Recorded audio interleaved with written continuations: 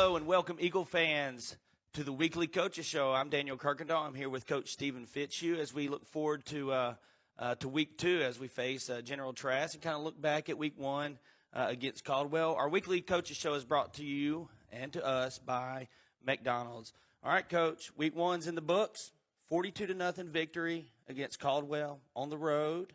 So you start your season off 1-0 with that road victory. And I guess the first thing I want to ask you is, after that game, are there areas, and I'm sure there are, that you noticed that you can build upon moving forward in the season, and then some areas that you that can use some improvement? Yes, no, there's no doubt. I was real pleased with our effort. Number one, I thought we gave great effort. There are plays that, you evaluate film, you see everything, and so, but things that I thought were very positive that helped make a successful football team. We had 0 turnovers on offense.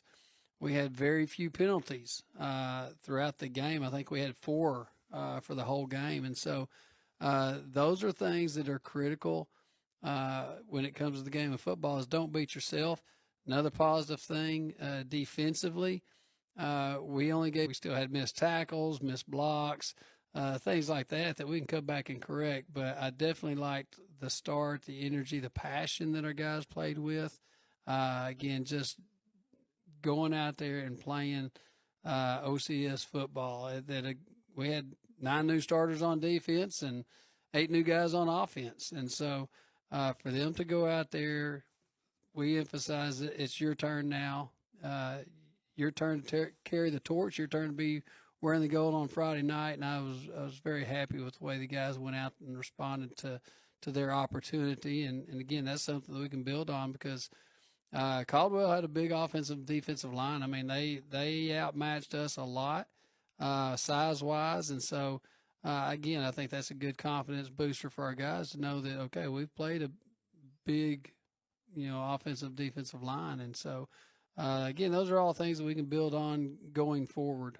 Yeah, this is and this team was fun to watch. I mean, I've watched him in the scrimmage, watched him at practice, watched him at the jam, and then had a chance to watch him in week 1. And this is a team that's easy to cheer for. They're fun to watch. And when you look at the roster, we're not really a young team. You mentioned all the new starters, but we're not really a young team. There are some seniors who have really kind of stepped into the role, like you mentioned, to kind of carry that torch. And I do want to address that because last week you talked about, Caldwell. We talked about, their approach to the game would be to run the football. But instead, it looked like that's what we did. We ran the football, starting off with Macon Leonard as a senior. I thought Macon had a great game, 17 carries, 98 yards, and 1 touchdown. Luke also had 2 rushing touchdowns, and Jude Turner had a touchdown. But early in the game, Macon seemed to set the tone. He ran well, and it kind of opened up the rest of the offense. It did.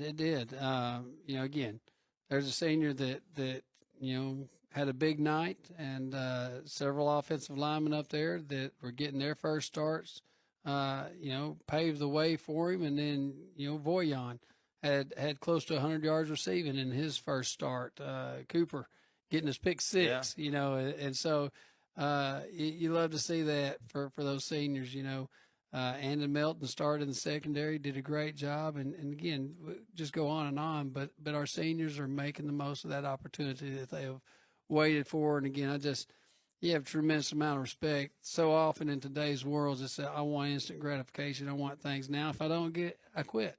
And these seniors, we have 11 seniors that they have waited their turn and are, again, making the most of the opportunity that they have out there. So that's just great to see guys that stick it out, and they're making great memories. Yeah, so you mentioned Cam Voyon had almost 100 yards receiving, just under. And, I watched that our receiving core, which primarily consists of Cam Voyon and Luke Edwards and Patrick Turpin. So those are kind of the 3 guys that are out there. And on paper, they're all kind of clones of each other. I mean, they're 6'1", 185, 190 pounds. They all maybe some a little lighter, a little heavier. But, you got some size out there on the outside.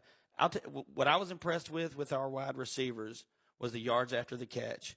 there's a toughness about that group that I think is kind of servicing after the first game. Yeah, I agree. So that's fun to watch. And of course, Luke, that's one thing watching him.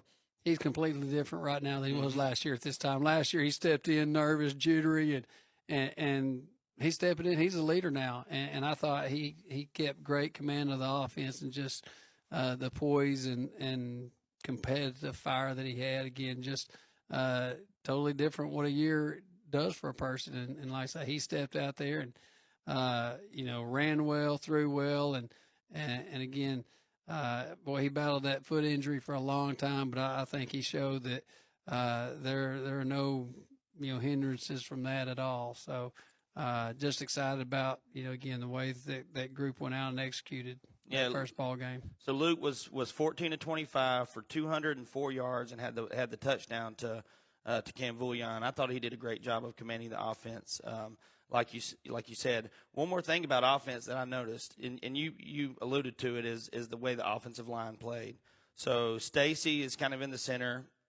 Micah Mosier is on his right side. Is that right? Yes. Yes, right side. And then on the left, and Bo Gregory's at tackle on the right side. Yeah. And then on the left side, you have John Turner, who got a new number this week, and he switched to the jersey, so it looks like he's going to be a staple on the offensive line. He is. We're going to keep John there. I mean, he is a natural at guard. And again, just team attitude that I'm willing to do whatever the team needs me to do. And, when he filled in there in the jamboree and stuff, just watching film, it was like, wow, he is a natural.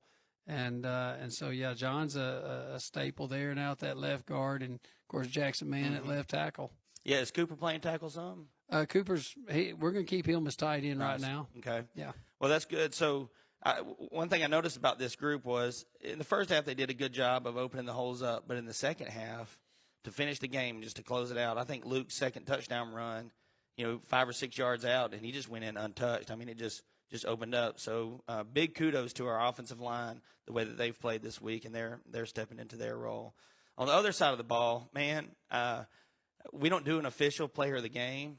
But I think last week I may have, if it was up to me, I may have gone with Cooper Russell.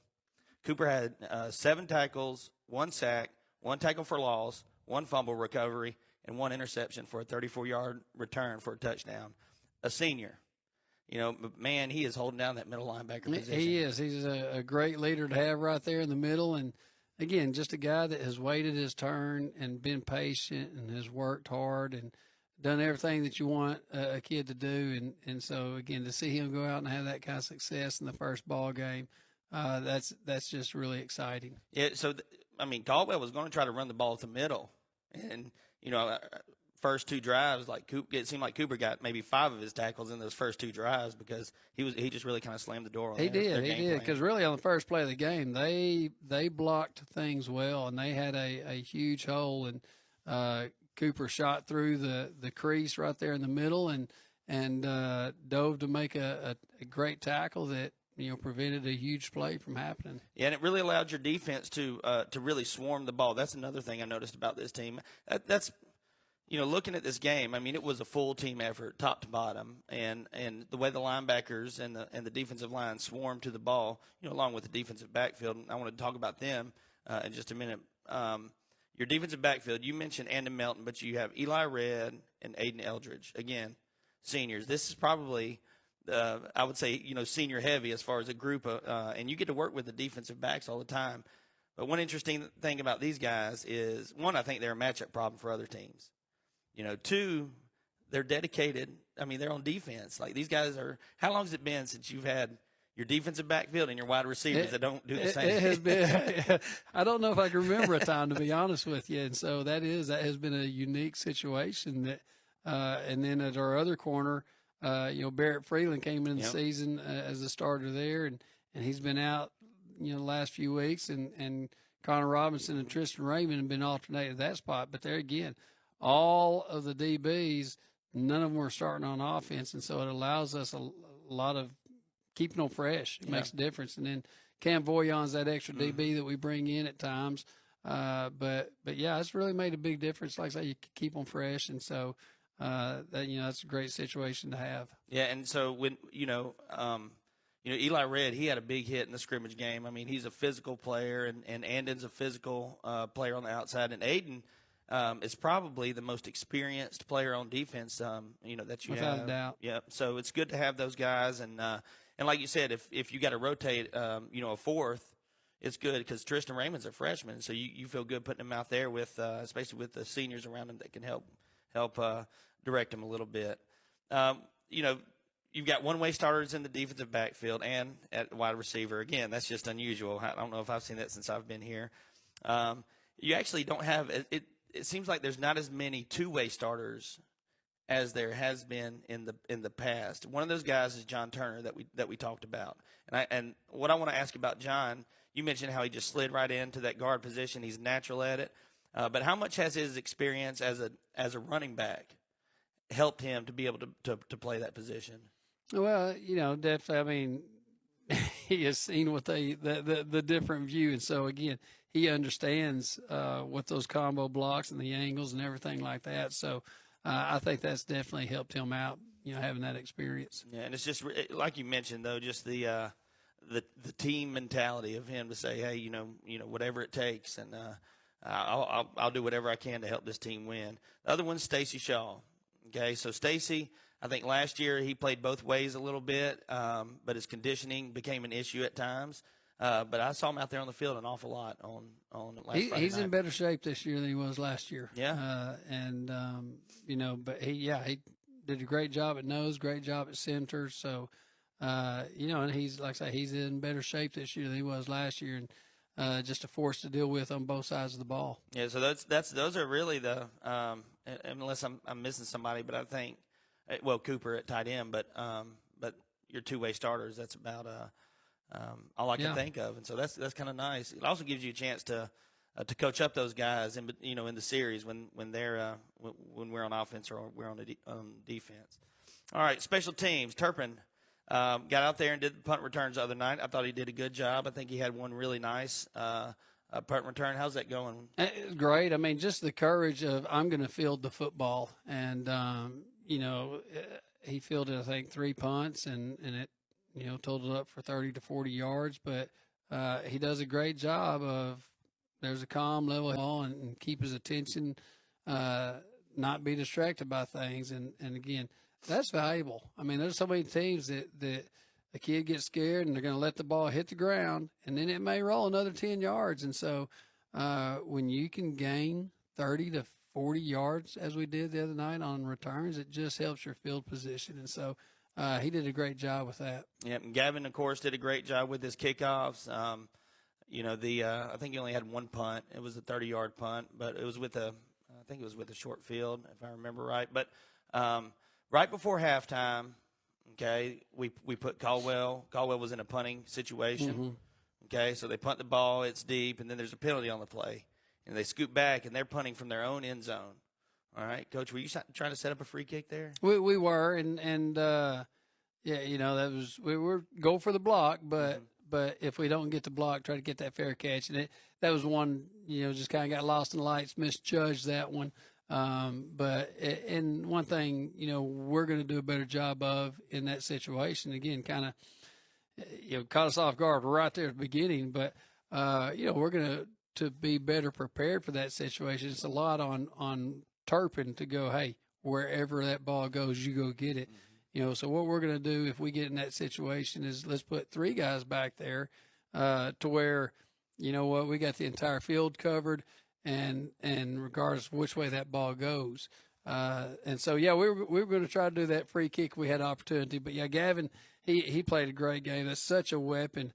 When you can do, I think we did 5 different kickoffs. I think so too. People don't realize that there's so many teams. They just go out there and kick it, and they don't know where it's going to go. But we have a kicker that, the sky kick. They fumbled that. That was a turning point in the game because we scored also went up 14-0 after we just scored a touchdown previously. And so that was a valuable weapon. And then the other times that he puts it into the end zone, and then if we see a gap right there, he's able to drop it where we want to and kind of leave them confused as to who's going to get the football. So Gavin did a great job, and that's just a a valuable weapon. Yeah, he's fun to watch too. I know there's probably going to be opportunities where we get to see him. I mean, hopefully, maybe try along, 40 plus yards. Oh, there's no doubt. Yeah. 40, we're going to go 50 plus. 50 plus? There's no doubt. I saw him knocking him in from about 52 yesterday at practice with room to spare. Yeah. So he tried a free kick from. Yeah, I feel confident he'll hit 50 plus this year. And again, that's not putting pressure on him. No, because he can do it. Yeah, and he's he practices it. Yes. He's a lot stronger right now, and so again, I think that opportunity will come, and I think he'll be able to do that this year. All right, so 18 first downs for OCS versus 6 to Caldwell. We averaged around 4 yards a carry. They averaged less than 1 yard a carry. I think they ended up with 20 net rushing yards. So, just fantastic job. 4 rushing TDs, 4 rushing TDs that we had, a passing and interception return. 5 of 10 on third down conversions. You mentioned the 4 penalties.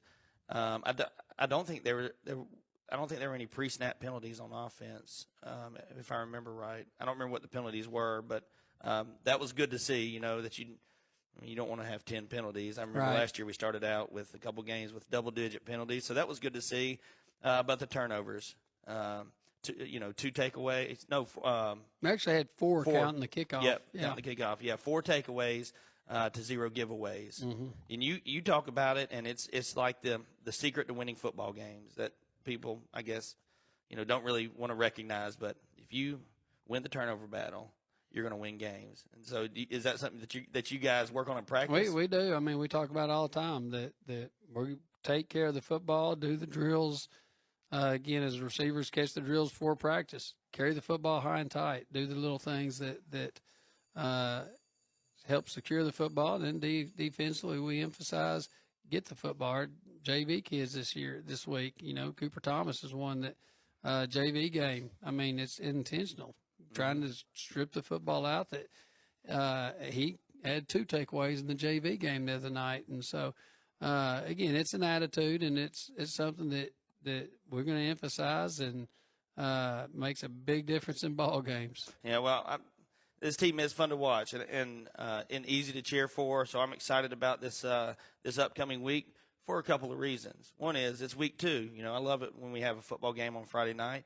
The other reason I'm excited is because we don't have to travel. That's a great thing. Yeah, it's a great thing. So how'd that work out? Well, as I was on the radio interview Friday night after the ball game with radio station, they mentioned that General Trass had to suspend their game on Friday night because of the electrical issues with their stadium lights and stuff like that, and they were continuing it on Saturday. So I ended up, Coach Toriano Wells at General Trass, I have a lot of respect for him.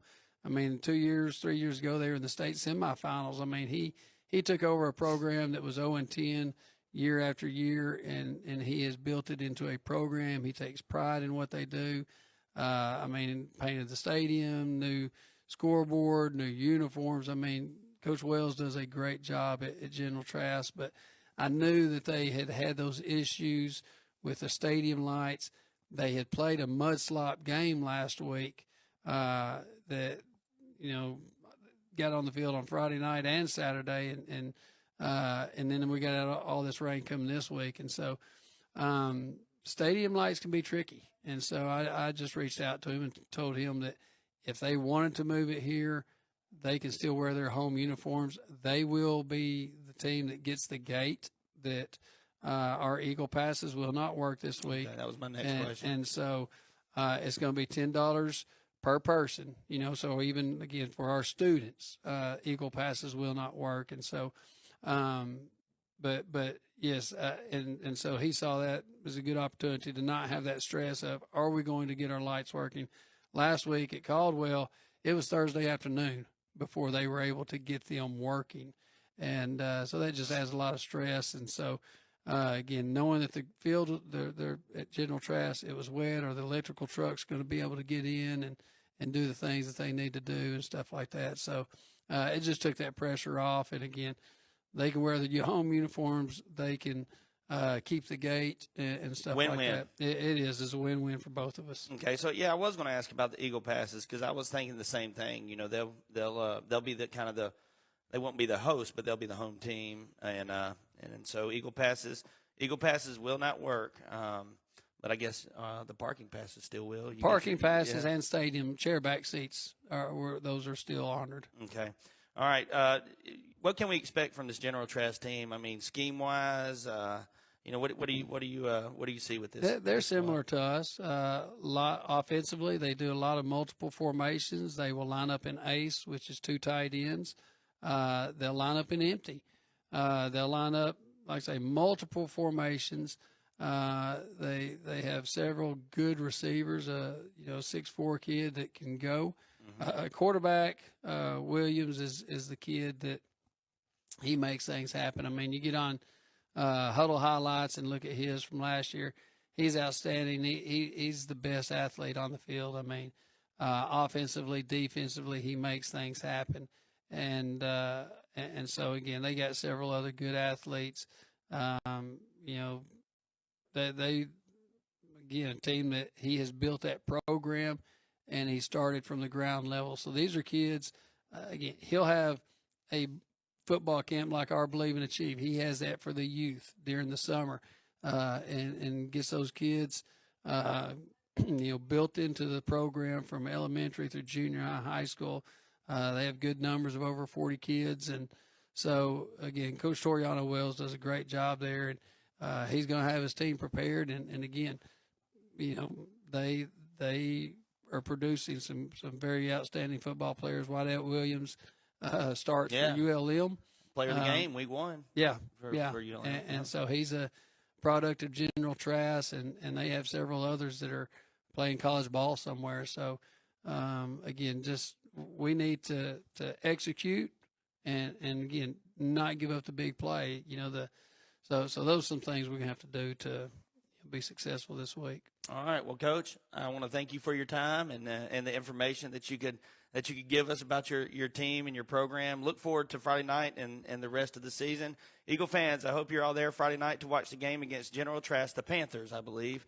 The General Trass Panthers, 7 o'clock, Eagle Stadium, Fitzhugh Field, where we will be the guests on our own turf, and Eagle passes will not work, but your chairbacks and your parking passes will. They will. And we're going to introduce our 3rd through 6th grade football teams at halftime. And I'm going to give you a little sneak peek. Okay. That's what we're doing this week. We'll introduce them at halftime. Next week for Delhi, that's the senior night. And that's going to be a night that we're going to try to get all of our teams, kindergarten all the way through 12th grade, that we can recognize all of them at halftime next week on senior night. And everybody that wears jersey number 1 from kindergarten through 12th grade can meet each other, and everybody wearing jersey number 50, kindergarten through 12th grade, can meet each other. So that's next week. This week we will have 3rd grade through 6th grade out there getting recognition, getting to be on the field on Friday night underneath the lights in front of a big crowd. That's going to be cool because I have a 4th grader. So, he gets to run some plays on Eagle Field this Friday. Well, they've had a good season so far. So they had a game last night, and that's one thing you mentioned. The coach. I know we're about to close the show, but Coach Wells over at General Trass having those camps. Well, I mean, if you come up to OCS any night of the week except for Wednesday, there's going to be football games going on probably, or football practice, and it's all the way down through the 3rd grade, and it's just I think it's a great way to build a program. So kudos to you, Coach. I think you do a great job. It takes a lot of people. It does. We're blessed to have a lot of parents that can help out. Yeah. Well, again, thank you for your time, and Friday night, Eagle fans, come on out. I want you to take on the Panthers from General Trass, and until then, we'll see you next week at the McDonald's Weekly Coaches Show. Go Eagles!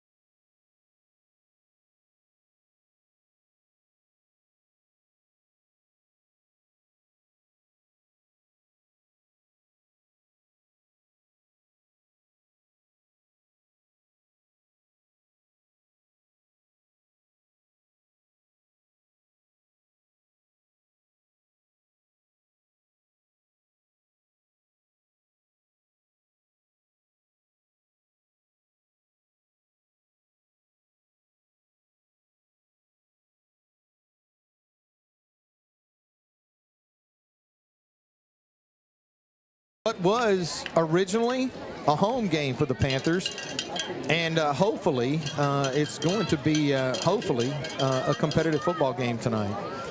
Yeah, I don't know what to expect. General Trass coming off a win last week, kind of another interesting, there's a lot of weird things going on, and one of those is they played a 2-day game last week. They got rained out Friday night and had to show up on Saturday morning to finish the game, and they ended up beating Rayville 32-13. So they're 1-0 coming in. High hopes for a good season in General Trass, and they've had kind of a really interesting history, especially with Coach Toriano Wells. I don't know what all you have written down, but that's just an interesting thing. He shows up at General Trass and doesn't win a game until his third season there, and then a couple years after that makes it to the semifinals and the quarterfinals, and just so. When you go down through the history of these games, from time to time you'll see maybe one, maybe two that were fairly competitive, but by and large, the Eagles have had the Panthers' number. The head coach for the Ouachita Christian Eagles is in his 28th season, Stephen Fitzhugh. Coach Fitzhugh's career record with Ouachita Christian is 252 wins against 80 losses. And Daniel, as you mentioned, Coach Toriano Wells, I tell you what, the only thing you hear about Toriano Wells out of people in this area, the coaching circles, is that Coach Wells does a phenomenal job in Lake Providence with all the challenges and all the things that can be an issue in a small town school that is probably getting smaller by the day. He does a great job of having his guys ready to play football on Friday night. Coach Wells' career record with Lake Providence is 52 wins against 49 losses as he has taken the Panthers back into the locker room to get them ready for tonight's contest. The Eagles going through a little bit more team as we get ready to go down and visit with Mike Gray and Coach Fitzhugh. But before that, let's take a minute to go down to Mike Gray with the Marion State Bank Sideline Report. How you doing down there, Mike? Well, I'm really good because I'm at home tonight and not having to drive to Lake Providence, but I just hope they don't come out stale. Big win last week. I hope they come out on top because General Trass is not what they used to be. They've got some really good-looking kids, and I think the coach has done a great job with them. Absolutely. Thanks a lot, Mike. We're going to come back down there. I imagine Mike will probably have a chance to catch up with Coach Fitzhugh in the near future. Again, Mike Gray with the Marion State Bank Sideline Report. We're about 20 minutes away from getting tonight's contest underway as the Eagles are going to kick off the 2024 season. This will be the first home game. Daniel, I got to tell you, we talk about it being glad to be back in Eagle Stadium. The Eagles played a jamboree over at Ruston High School, followed up by the Bayou Jam at the University of Louisiana Monroe, followed up by a game with Columbia, with the Caldwell Spartans over in Columbia. So even though there's not been a lot of football being played, been a little bit of travel, and it is good to be back here at Eagle Stadium. Yeah, no question about it. Looks like Mike's about to get coached, but I do want to say this. You mentioned Coach Wells over at General Trass. When he was hired there in 2015, again, it wasn't until his third season that they won a game. And you can imagine how difficult and frustrating that is as a coach. But I saw a newspaper article where he reached out to a coach to get some advice and some help on how to be consistent and maintain that program. And the person that he reached out to was head coach Stephen Fitzhugh. This was back in 2016. And Fitzhugh told him, be consistent with your kids, be fair with your kids, and make sure they have fun. And so Coach Wells has tried to employ that philosophy. And has, like you saw, he's over 500. And think about that, when he's been there for 10 years and didn't win a game for 2.5. So. Well, speaking of Coach Fitzhugh, Mike Gray's had a chance to catch up with Ouachita Christian head football coach Stephen Fitzhugh. Mike, what are y'all up to down there? Well, we're getting ready for a ball game at home, so that's a plus. And Coach Fitzhugh is here. Coach, I know you have a lot of questions at the beginning of a season. When you lose a lot of players especially, are you coming around with where you want to be? Well, number one question we answered last week is, how are we going to step up and respond? And I think our guys, we had 9 new guys starting on defense last week and 8 new ones on offense, and they got after it. That's the biggest thing is are you going to play cautious or are you going to play lights out? And I thought the guys played lights out with effort, energy, and passion, and that's what it's about. And again, a lot of these guys have been waiting a lot of years for their turn, and again, I think they capitalized on that. Obviously, yes, we watched the film and we grade the film. There's plenty of areas that we got to improve, but effort is one of those things that when you got to have great effort for all the other things to fall into place. And so, again, that's what our goal tonight is, just to be better tacklers, better blockers, better receivers, and continue to do the little things right. We were not penalized a whole lot last week. No turnovers on offense, and created some off of our defense, had some takeaways. And so those are, again, fundamentals of the game that we got to continue to do to be successful. And I know that General Trass over the years has not been a strong team, but it looks like they're well on their way to making better progress with that program. Are the kids going to be down since they haven't played in a while? No, our kids realize, Coach Toriano Wells, I tell you, he's one of the best coaches in the area, and he has done a great job with that program. He took over probably about 2016 and took over a team that was 0-10. 2 or 3 years ago, they're in the state semifinals, and back-to-back years in the quarterfinals. He does a great job. Wydad Williams is out at ULM, been player of the week out there last couple of weeks ago. That he's a product of General Trass. And so again, Coach Toriano has turned that program around. It is not one that you can take lightly. They beat Evangel here a couple of years ago. Honestly, just looking at them in person right here, this may be one of the best looking teams that they've had physically. Their linemen, 3 or 4 of those guys are 6'3". You can tell that they have hit the weight room. And so we're not in conference with them. It's a non-district game, but I feel like they're going to be the team to beat in that district. Come down to, I think, a battle between them and St. Fred, but I think they're going to make a lot of noise in, Division IV playoffs. That's awesome. Both are undefeated. I know it's early in the season, so good luck tonight. And let's get another shutout. I really like that as a defensive That'd be guy. fine by me. Thank you, Mike. Thanks, Coach. All right, Mike, thanks a lot. Mike Gray with the Marion State Bank Sideline Report. About 17 minutes away from getting tonight's contest underway here at Eagle Stadium. We're going to take our first break. Invite you to come back and join a little bit more as we go through our pregame of tonight's contest. You're listening to Ouachita Christian Eagle Football on the Ouachita Christian Sports Network. Start smiling today with Neela Dental. Whether you need general dentistry, dental implants, or a cosmetic touch-up, Neela Dental is here to give you the confidence to smile strong and healthy. They offer state-of-the-art treatments with everything performed in-house in 2 convenient locations, Tower Drive in Monroe and Highway 2 in Farmerville. Feeling nervous about your visit? No worries. Neela Dental offers sedation options tailored just for you. So why wait? Start smiling today and visit neeladental.com.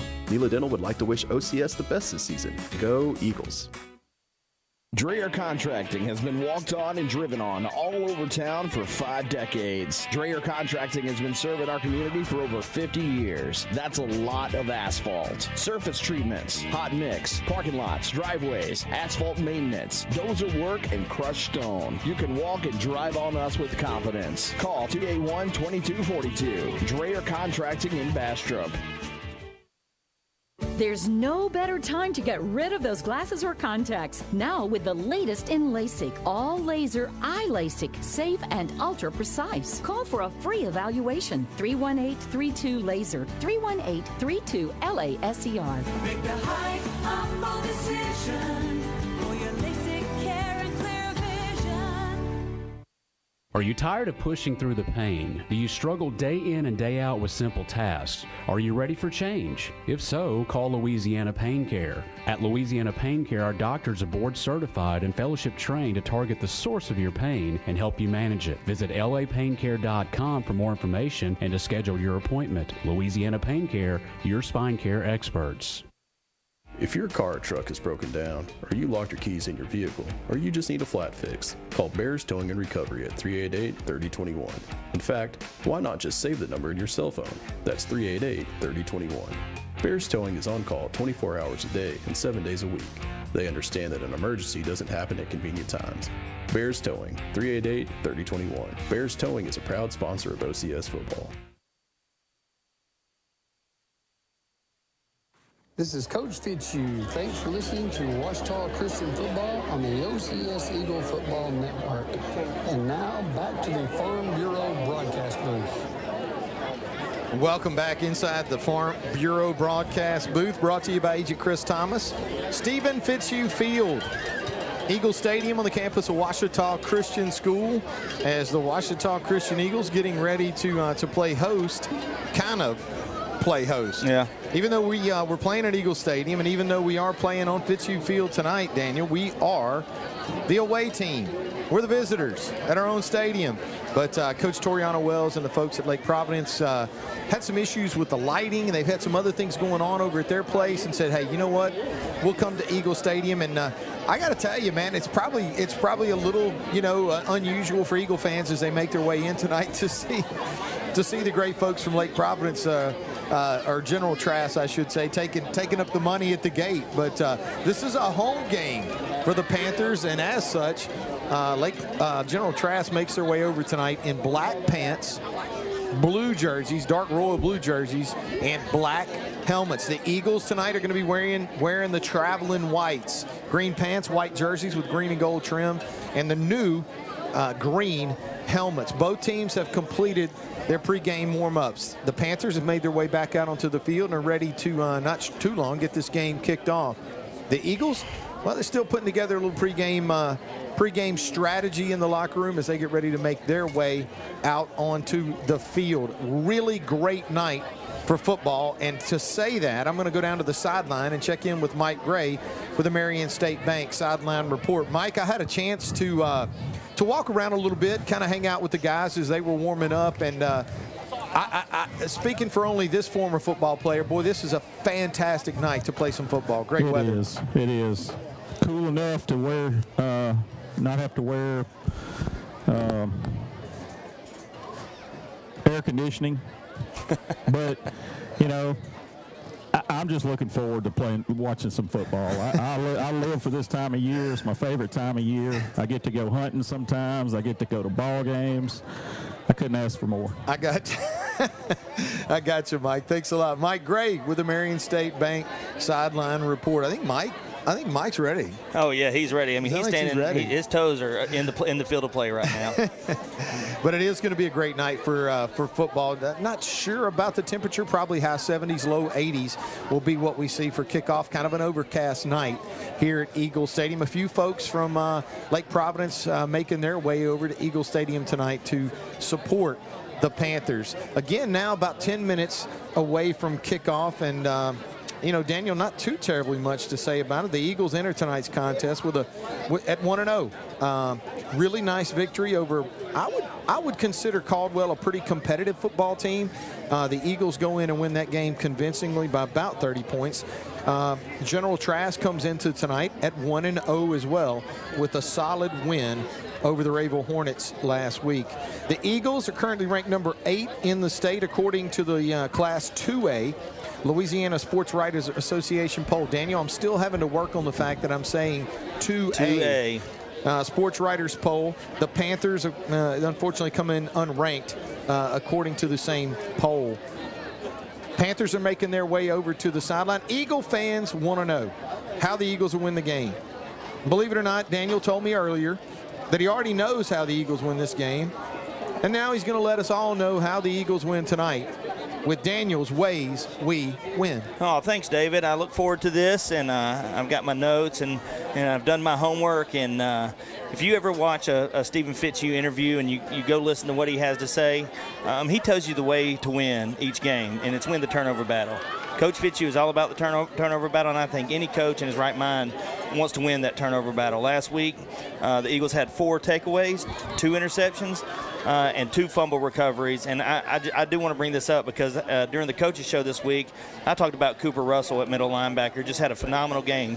7 tackles, 2 tackles for loss, 1 sack, 1 interception from return for a touchdown, and 1 fumble recovery. That's just one game. And Cooper Russell is kind of, moving into his position. This is his first year to start, and he hops into the middle linebacker. And he's a difference maker on defense, especially against teams that try to run the ball at the middle.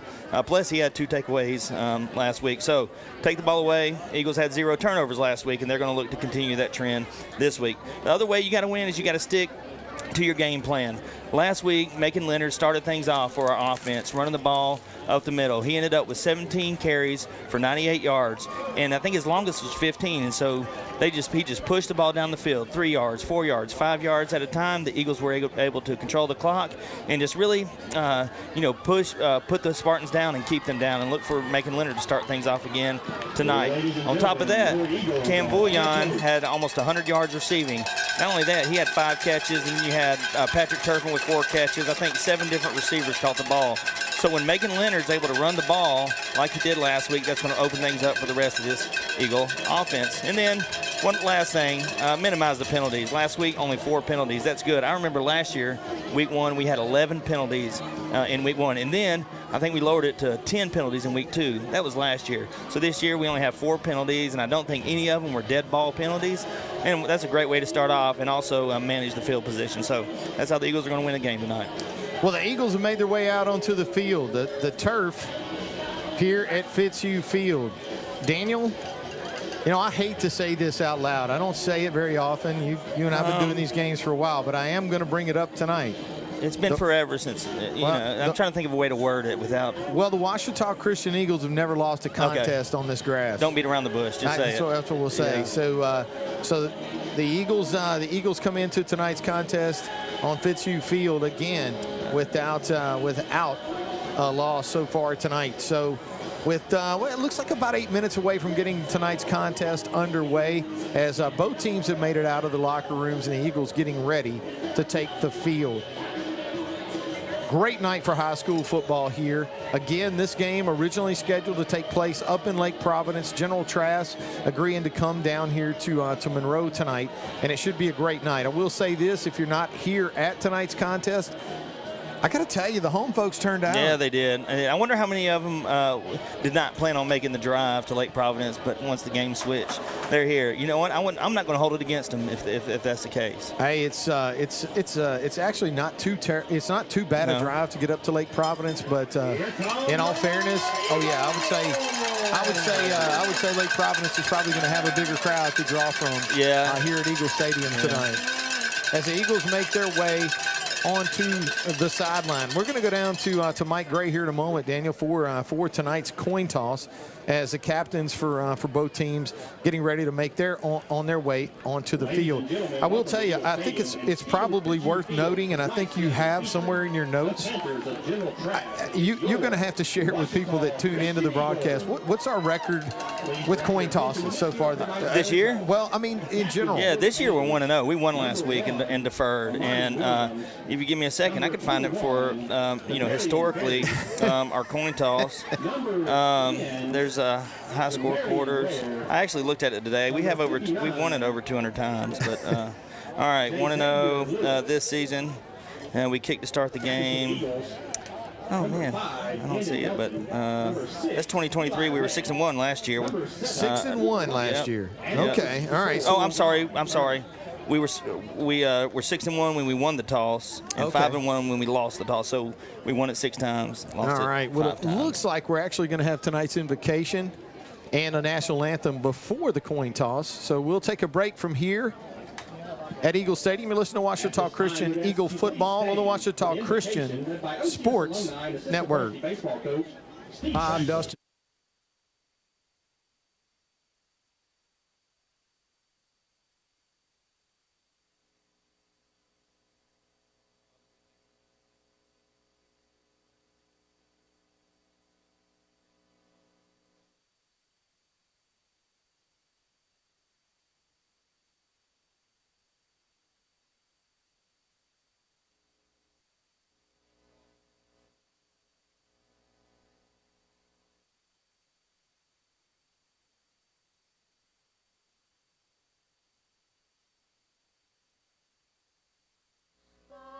Dawn's early light, what so proudly we hailed at the twilight's last gleaming, whose broad stripes and bright stars through the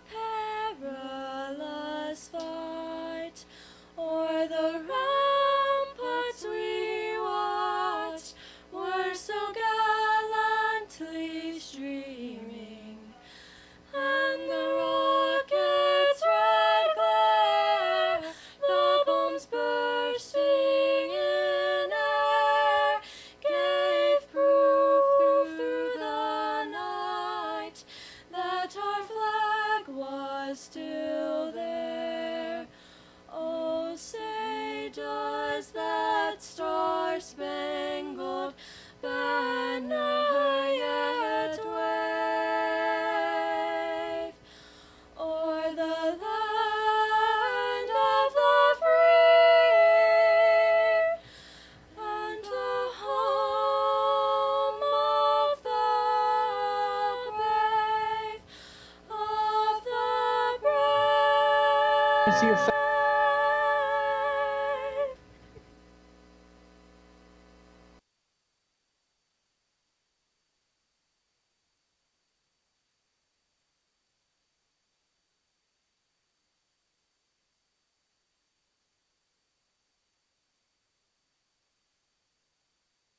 Integrity. As a single parent, it's nice to have a medical clinic that makes you feel welcome. Most clinics are just another visit to them. Forsyth Family Medical treats you like family. Make Forsyth Family Medical Clinic with Angela Hamby your home for family health care. 5000 Forsyth Bypass in Monroe.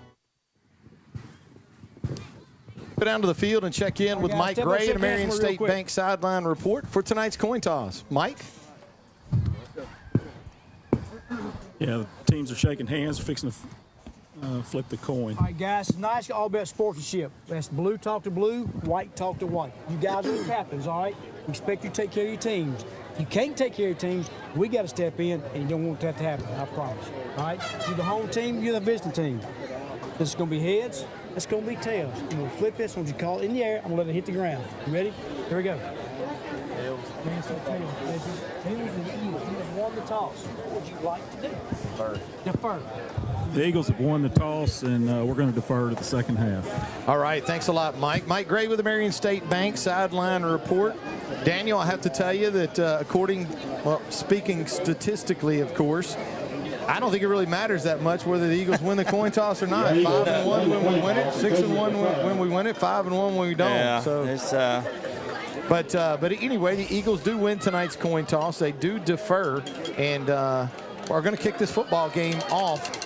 And it's not going to take long for us to have to wait to get to watch number 18, Gavin Polk, go to work. Polk has done a phenomenal job kicking the football for the Ouachita Christian Eagles. A lot of touchbacks so far as we get this season underway.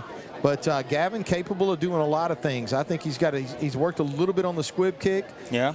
No doubt in my mind he's fully capable of kicking the onside, but also has done a great job of hammering the ball deep and forcing teams to start at their own 20-yard line. He has a really the sky valuable kick. weapon. Yeah, he had the sky kick last week. That was a turnover. Tristan Raymond recovered the fumble on that one. That was one of the takeaways that the Eagles had. So, man, just a jack of all trades. But, man, I just love watching him banging into the end zone. Kicking off for the Eagles, number 18, Gavin Polk. Gavin Polk will tee this one up at the 40-yard line. Looks like the Panthers are going to send a couple of guys deep. Actually, looks like unfortunately, Daniel, we don't have a number 5 on the roster. We don't. But one of them is going to be number 1, Muhammad Williams. Williams will stand at about the 6-yard line. I'll try to find that real quick. And Gavin is going to get tonight's contest underway. He gets a high kick. This one is going to travel into the end zone. Will be no return. What? Wait a second. Wow. Yeah, he was in the end zone. Yeah. That ball should come out to 20. Well, when you field it in the end zone, yeah, that's a little unusual that time as he caught that in the end zone. And I think actually the Panthers are going to be penalized on that, Daniel, because they only made it out to the 15. Yeah, they should. Okay, we dealt with this at the Bayou Jam, the very same thing. I mean, his feet were in the end zone. He should have been ruled a touchback, right? Well, in any case, it's going to be first down and 10. Good for the Eagles. For the Panthers. Going to start this drive, start the contest with their first drive. at their own 15-yard line. Good snap from center. Williams hands this one inside. Oh, my goodness. That's going to be number 14, Larry Stewart, on the carry for the Panthers. Stewart's going to find a little bit of a soft spot on the left side of that Eagle defensive line, and he'll pick up 2 yards on the play. It's going to bring up 2nd down and 8. Nice tackle by Andon Melton coming up from the strong safety position there. Senior Andon Melton. 2nd down and 8. Panthers again keep this one on the ground. buddy. And boy, I tell you what, there's not a lot of room to run inside. That time that was number 7, Vernon Nichols. Nichols made it back to the original line of scrimmage and no more. So it is going to bring up now 3rd down. Call it there it is. 3rd down and 8 for the Panthers. Opening drive of tonight's contest for General Trass. Yeah, Cooper Russell making his presence known with a big hit right there to hold number 7 to no gain. Hominy Williams in the shotgun. Good snap from center. Feels a little pressure. Puts some air into this one. He's got a receiver wide open. It's going to be caught. And nice catch that time by number 10. That's Jamarian Ware.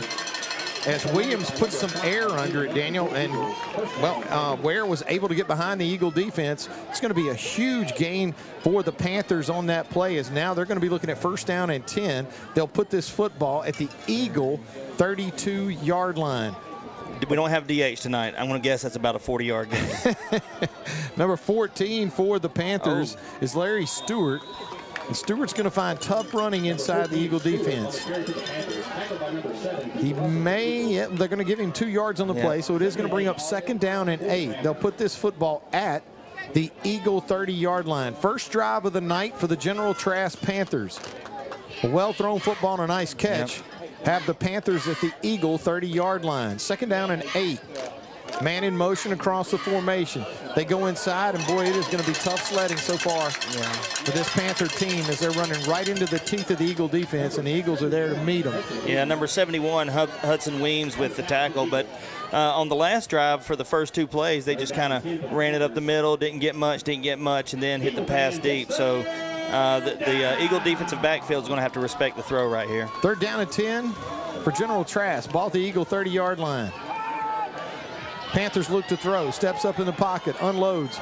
Got a man in the corner of the end zone. It's going to be going to go through the hands of the outstretched receiver. Looks like that was number 8 for the Panthers, Jordan Grimes.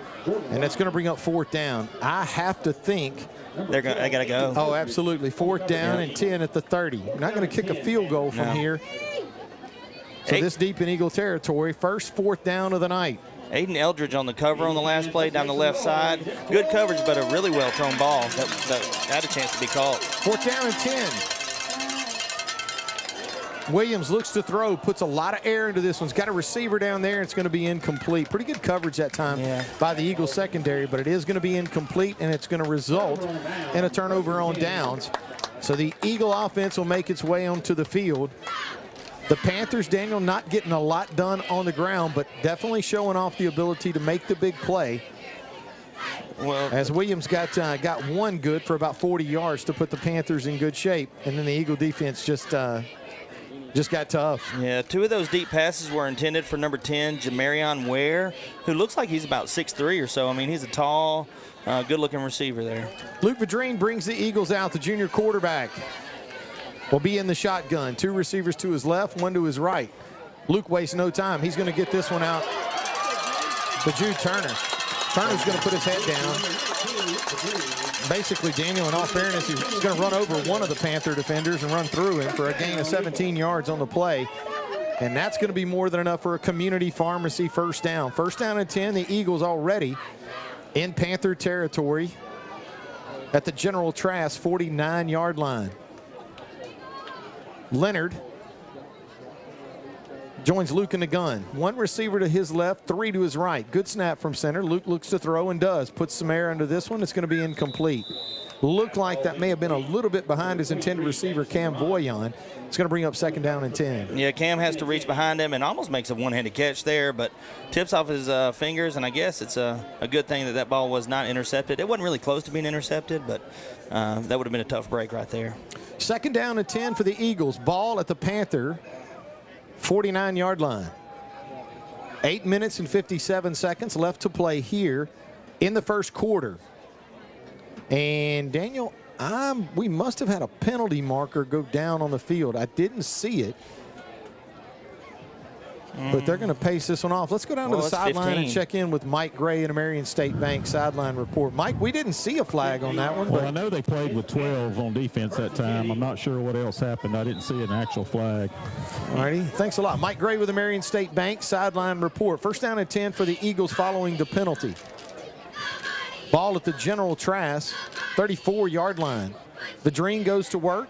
Got a man open on the far side of the field, and that's going to be number 14, Luke Edwards. Edwards is going to do a great job, Daniel, of finding the soft spot and bringing that one in. A gain of 23 yards on the play, and that's going to be enough for more than enough for a community pharmacy first down as the Eagles find themselves in the Washam Agency red zone. First down and 10 at the Panther 19. Vadrine in the shotgun. Two backs join him. Keeps this one on the ground. That's Leonard. Leonard bounces it. Tries to find a soft spot over there on the far side of the field and does. Going to be real close to a community pharmacy first down. It looks like they're going to spot it just inside the 10, which would be enough. But we'll have to wait for an official ruling. And actually, he's going to spot this one and call it first down. So it is going to be first and goal at the Panther 9-yard line. 8 minutes left to play here in the first quarter. No score from Fitzhugh Field. First down and goal for the Eagles at the Panther 9. First drive of the night for Ouachita Christian. In the Washam Agency red zone, Vadrine calls for the ball. Play action, looks to throw. Oh, he got a man! It's going to be number 0. Patrick Turpin, touchdown, Ouachita Christian. As Turpin's going to bring that one in from 9 yards out, and that's going to put the Eagles on the scoreboard 6-0. I got to say, David, that's one of the better throws by Luke that I've seen in a while. He threw that back shoulder to Turpin, who was covered pretty well. He turns his head around just in time and makes the back shoulder catch. Nice play, nice execution by the Eagles. Number 18, Gavin Polk, on to attempt the extra point. Turpin to hold. Gavin got a piece of that one and split the uprights, and now the Eagles are going to take a 7-0 lead.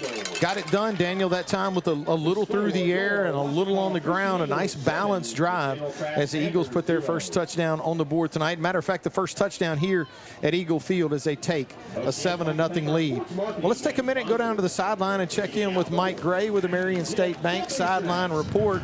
Mike, I got to tell you, I think that's probably how head coach Stephen Fitzhugh and offensive coordinator Drew Vadrine would have wanted to start the game, putting some points on the board early. Absolutely. You know, they normally come out running the first drive a lot just to try to establish that, but they must have saw something on film that made them decide to throw the ball a lot on that first drive, and it worked. They executed well, went right down the field, and then when they did run, Macon had a wide open hole. Mike, I was going to ask you, I know you shed a little light last time we were over at ULM, but I'm still assuming when this ball goes in the end zone, you're not allowed to bring it out. Well, technically, the front of his left foot was outside the end zone. So it's not breaking the plane. Okay. The whole thing was not inside the end zone. I got you. Thanks a lot. Mike Gray with the Marion State Bank sideline report. Ooh. What nice return that time. By number 5. Yeah, I don't know. It's actually number 5. Yeah. And we just don't have a 5 on our roster, Daniel, for the Panthers.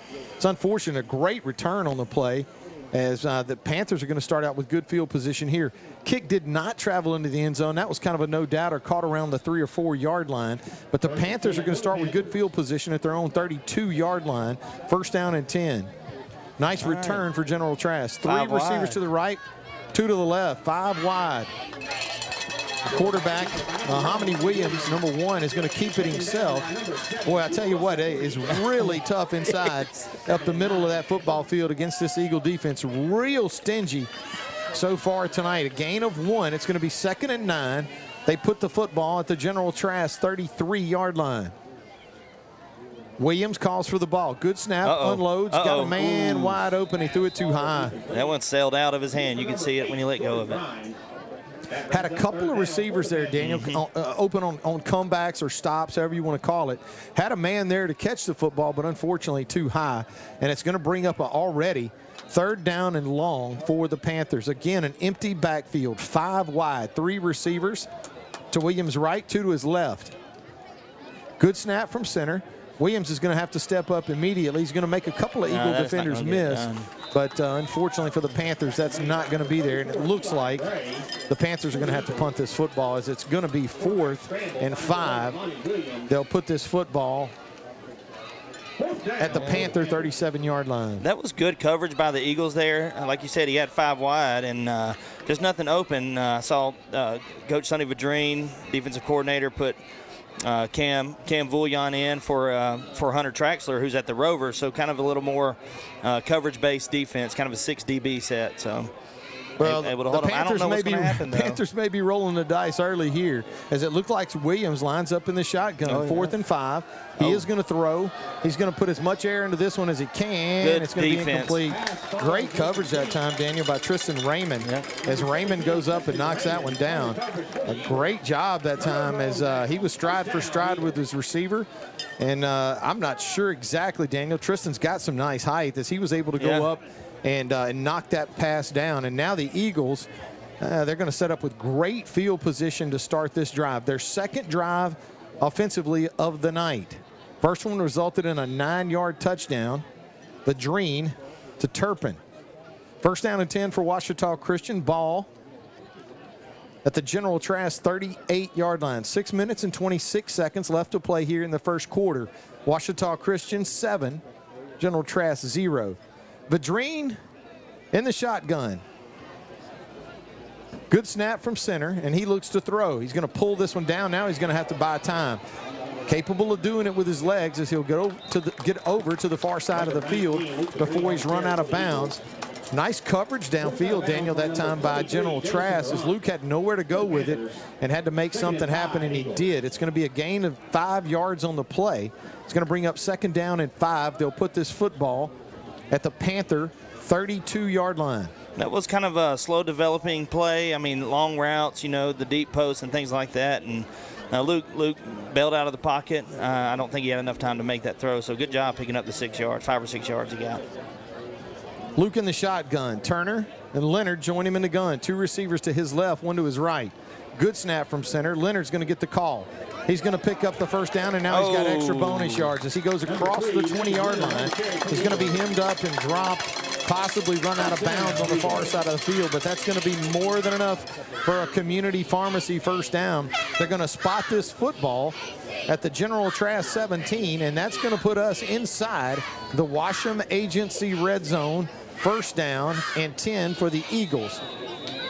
And with 6 minutes left to play in the first quarter, we're going to have a hydration timeout. We want to thank tonight's first quarter sponsor, the Darren Dugan Agency.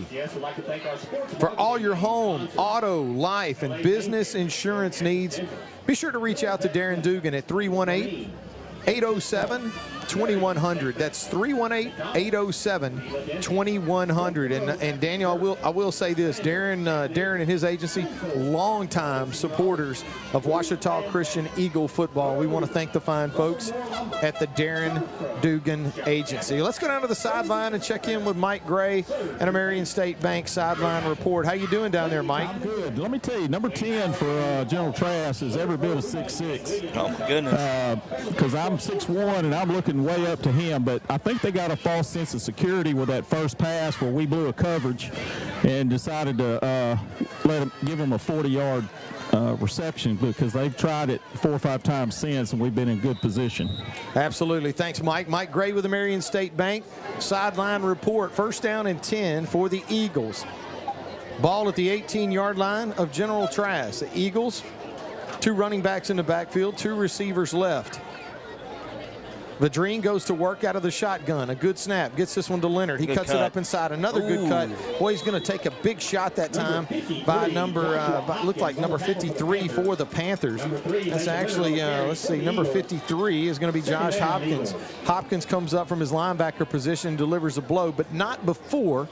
Macon picks up 4 yards on the play, so you'll be looking at 2nd and 6 inside the Washam Agency red zone at the General Trass 14-yard line. Again, 2 backs in the backfield. with Luke. 2 receivers split left, 1 right. Eagles traveling from right to left on your radio dial. Vadrine in the gun. Good snap from center. Sets his feet. Nope. Now he's going to feel some pressure, and he's going to have to make something happen with his legs. Looks like, Daniel, he got back to the original line of scrimmage before they got him. And no, that's not going to be the case. Yep. Actually going to lose 2 yards on the play. So now you're going to be looking at a big 3rd down play here on this drive. 3rd down and 9. They put this football at the Panther 16-yard line. 4 minutes and 30 seconds left to play here in the first quarter. Eagles lead 7-0. It will be interesting to see if they kind of play it safe and just try to pick up a few yards and maybe set Gavin up, or maybe a 4th and short. But this is kind of like a free possession with the turnover on down. Good snap from center. Leonard's trying to be patient as he works his way through. Daniel, I think he did exactly what you thought he would do, which was set up a short down. Set up a 4th and short here. We'll call it 4th and short. It's going to be 4th down and 4, maybe a short 4, long 3. Yeah. Yep. So they're going to keep. Right now, they're going to keep the offense off the field. They may want to. You're going to look for the hard count here, Dave. 4th down and 4 for the Eagles. Ball inside the Washam Agency red zone at the Panther 10-yard line. Vadrine in the shotgun. 2 running backs join him in the gun. 2 receivers to his right. Good snap from center. They go with Leonard. And I don't know. I think the Panther defense was ready for that. And I think the Eagles are going to turn the ball over on downs, and that is exactly what's going to happen. The Lake Providence Panther defense stiffens. And the Panthers are going to take over on downs. And it looked like the hole was there, and as soon as he tried to step through it, it closed up quickly, and Macon was stood up right there. So the Panthers are kind of a trade turnover on downs for a turnover on downs. Eagles get down deep inside Panther territory. They'll spot the football at the 8, and that's where the Panthers will start this drive. 1st down and 10 at their own 8-yard line. Mahamani Williams looks to throw. Throws a good pass, and that's gone through the hands of his receiver. Maybe a little high, Daniel, but, boy, I tell you what, it had a little zip on it. That's one you got to come up with is Javion Newsom lets that one go through his hands. Yeah, this is going to be a good test for this Eagle defense, especially the secondary. Man, we'll talk to you today about we're missing one from our secondary. Barrett Freeland's, traveling right now. He's dealing with some stuff, and definitely miss him and hope he can get back out on the field soon. Yeah, we definitely want to send our ball's out. It is going to be recovered now. It'll be interesting to see. It was caught by a lineman. That's what that flag's going to be. An offensive lineman can't be the first person to touch that ball. Yeah. So I've got a feeling what we're going to have is a penalty against the Panthers for illegal touching. Let's go down to the sideline, check in with Mike Gray, Intermarian State Bank sideline report. How you doing, Mike? I'm good. I think one referee had it as a fumble, one had it as a forward pass, so I think they're discussing it right now. Waving it off. Waving it off. Hey, you know what? You're not going to mark off a yard from the 1. Yeah. And I guess you could take a half yard. So at the end of the day, Panthers maintain possession. Nearly a safety, though. Yeah, now you're going to be looking at 3rd down and 16. Yep. They'll put the ball at the Panther 2-yard line. Williams operates out of the shotgun. Boy, he feels heat immediately this time. He unloads this one. It's going to be incomplete as feeling pressure immediately. And, Daniel, I got to tell you something. Number 45 for the Ouachita Christian Eagles, Desai Bradshaw, was all over the backfield that time. And if you have not seen or you hadn't had a chance to watch number 45 play, Daniel, he is explosive off the line of scrimmage, and when he gets there in a hurry. He is a pure pass rusher. Last week he had 3 tackles. 3 tackles for loss, 2 tackles for loss, and a sack. So those were his 3 tackles last week. It is going to bring up 4th down, and the Panthers are going to have to punt this football. They'll punt it from their end zone. The Eagles aren't sending anybody deep. This is going to be a punt save for them. He's back here. He's just way far back here. Turpin. Turpin is going to let that one go, and now he's going to for sure let it go. So the Panthers are going to end up with a punt. great punt, as that punt's going to travel, and again, unattended. It's going to roll outside the 45 now to about the, well, it looks like the Panther 48-yard line or 47. So it's going to be the 48, and that's where they'll take over. Is a good punt that time by the Panthers. No return by the Eagles. As I couldn't I couldn't find Patrick through the wall. Yeah. But it is going to be first down and 10 for the Eagles here, as junior quarterback Luke Vadrine will go to work. So he was punting from the 2, so that's a 46-yard punt. That's a boomer right there. One running back with Luke in the shotguns, Macon Leonard. 2 receivers left, 2 right. Luke calls for the ball. They go with Macon up the middle, and boy, that defense is stingy in the middle of the field. Did a great job of hemming up these Eagle running backs. He picks up 2 yards on the play, so it is going to bring up second down and 8. A lot of athletic play in the middle of the football field by General Trass, Daniels. These guys are playing hard, playing tough football. Well, we saw the same thing last week. Macon finally busted through. He's had some good runs. Let's just see if the Eagle front line can wear this defense down. Second down and 8. 2 running backs in the backfield with Luke. 1 receiver left, 2 right.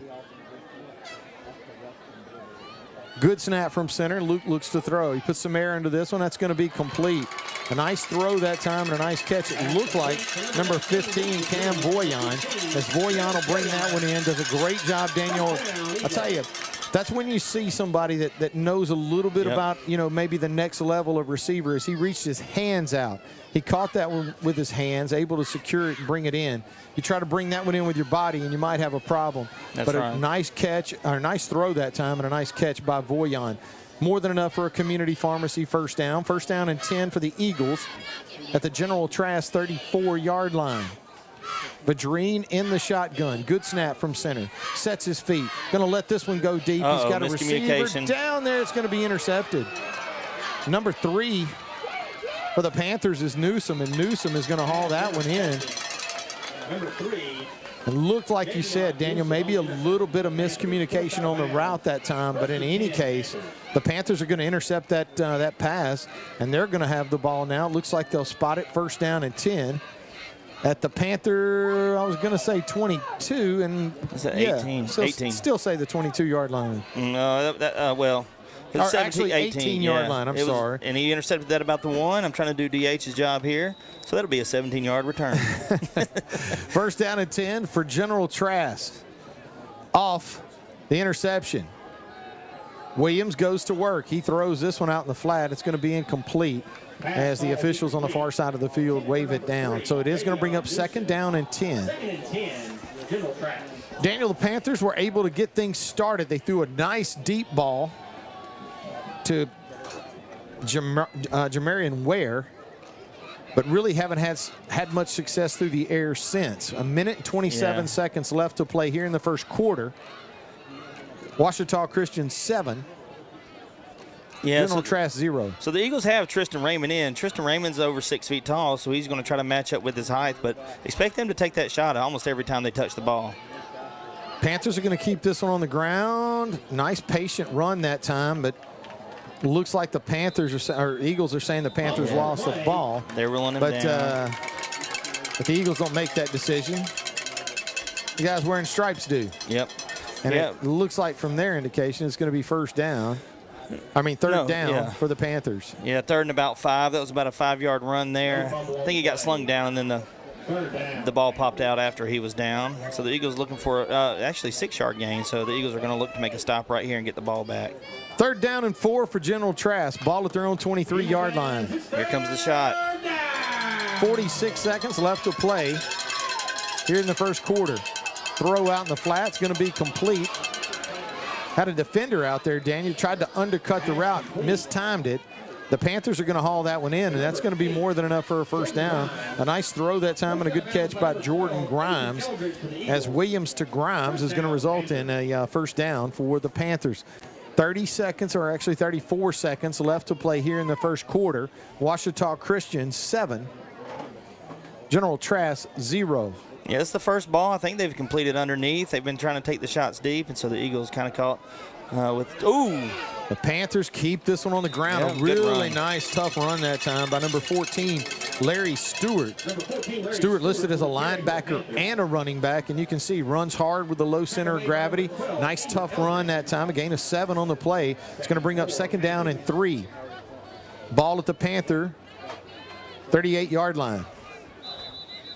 And we're going to have a whistle, and we're going to have a stoppage of play prior to the snap.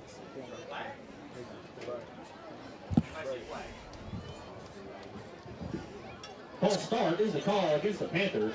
5-yard penalty. Replay, 2nd down.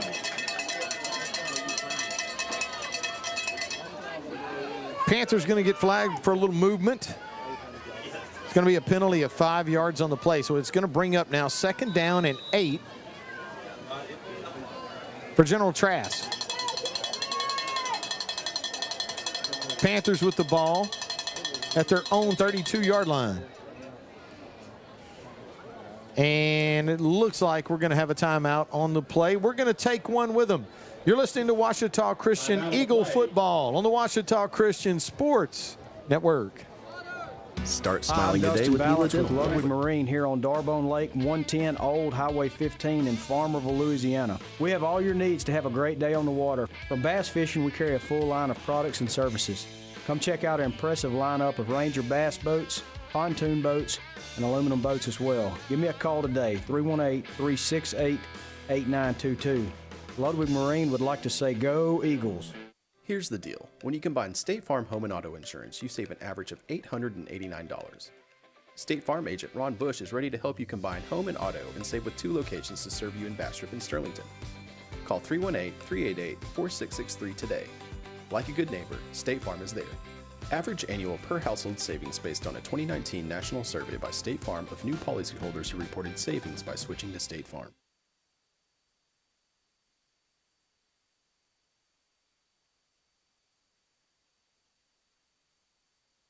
Bureau broadcast booth. Brought to you by Agent Chris Thomas. Stephen Fitzhugh Field. Eagle Stadium. The campus of Ouachita Christian School. Ouachita Christian 7. General Trass 0. Panthers looking at 2nd down and 8. 2nd and 8, General Trass. Ball at their own 32-yard line.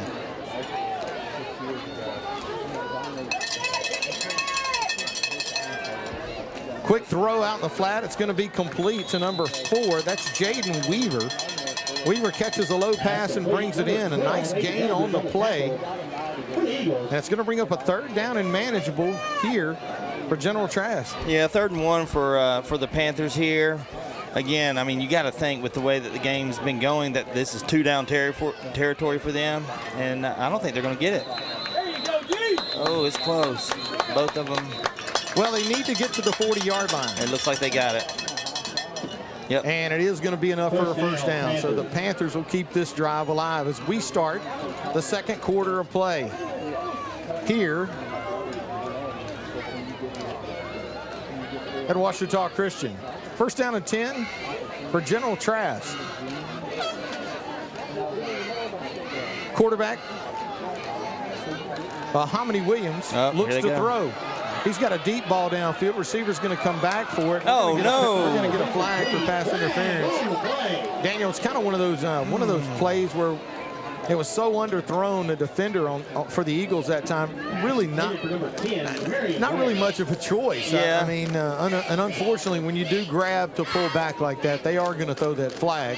And it looks like it's going to be pass interference against the Eagles. Yeah, so that was number 6, Eli Red on the coverage. Eli Red's a senior. I thought it was good coverage. So what's happening is number 10, Ware, is outrunning the quarterback's arm. So what he's doing is he's just heaving it as far as he can. And right there, Ware stops to catch the ball. Eli runs by him and just kind of sticks his hand out. I don't think he interfered with the catch because it was in his hands and it bounced out. But, hey, the officials throw the flag. Panthers keep the ball on the ground. I'll tell you what, another tough run that time by number 14, Larry Stewart.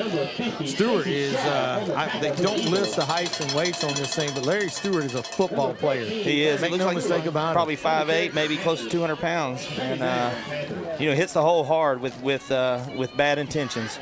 Second down, let's call it 2nd and 6. Ball in Eagle territory now at the Ouachita Christian 41-yard line. Williams in the shotgun, sends a man in motion. Going to keep this on the ground again. He's going to go with number 14, Larry Stewart. And Stewart, it looks like, is going to have enough for a first down because he does. Yeah, so the Eagles brought pressure that time. I think they were expecting a pass. They put a receiver in motion and then just handed off right up the middle. Stewart with plenty of room to run there to pick up the first down. First down and 10 for the Panthers. It's almost like a trap play there. Ball at the Eagle 35-yard line. Williams going to call his own number. Eagles had good penetration back in the backfield, but Williams does a great job of eluding it, as now instead of getting just back to the line of scrimmage, he'll pick up a yard. It's going to bring up 2nd down and 9. Yeah, the Eagles are going to need to make a big play right here to put them back behind the sticks. I think that's where we're going to win the field position battle if we can get tackles for loss and put them in throwing situations, although they've got Ware out there who's been giving us problems this early in this game. 10 minutes left to play in the second quarter. Ouachita Christian 7, General Trass 0. Williams calls for the ball. Going to unload this one quick. He's got a man out there. And not sure if they're going to give him a catch. I'm sure it's incomplete. It tipped off his hand. Probably would have wished it was incomplete, as it would have been a loss on the play. But now you're looking at 3rd down and 9. The Panthers go obviously with their most successful drive of the night so far, Daniel. But here you go with 3rd and 9. And again, you know this is 4-down territory for Lake Providence as well. 3rd down and 9, ball at the Eagle 34-yard line. Big play so far, probably biggest play of the night so far for the Panthers. Williams in the shotgun, gets a big snap, time pressure. feels pressure in a hurry, and does a great job of just unloading the ball, as he didn't have a receiver out there. But you either throw that one down, Daniel, or you're going to lose a lot of yardage. Well, it looked like he was trying to set up a screen, but to number 8. But number 8 didn't realize he was trying to set up a screen to him, and he was down the field blocking, and so the ball just falls to the turf. So that'll set up 4th and long. Kind of a dangerous situation here. 4th down and 9. Eagles are going to run some type of sky coverage here, though, because odds are they're going to throw this one up in the air to number 10. Probably not a bad play. No, especially down here, you can get a pass interference again, maybe.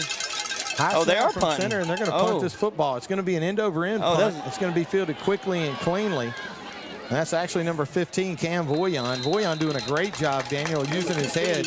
That ball would have actually gotten downfield, but Voyon doing a nice job of hauling it in.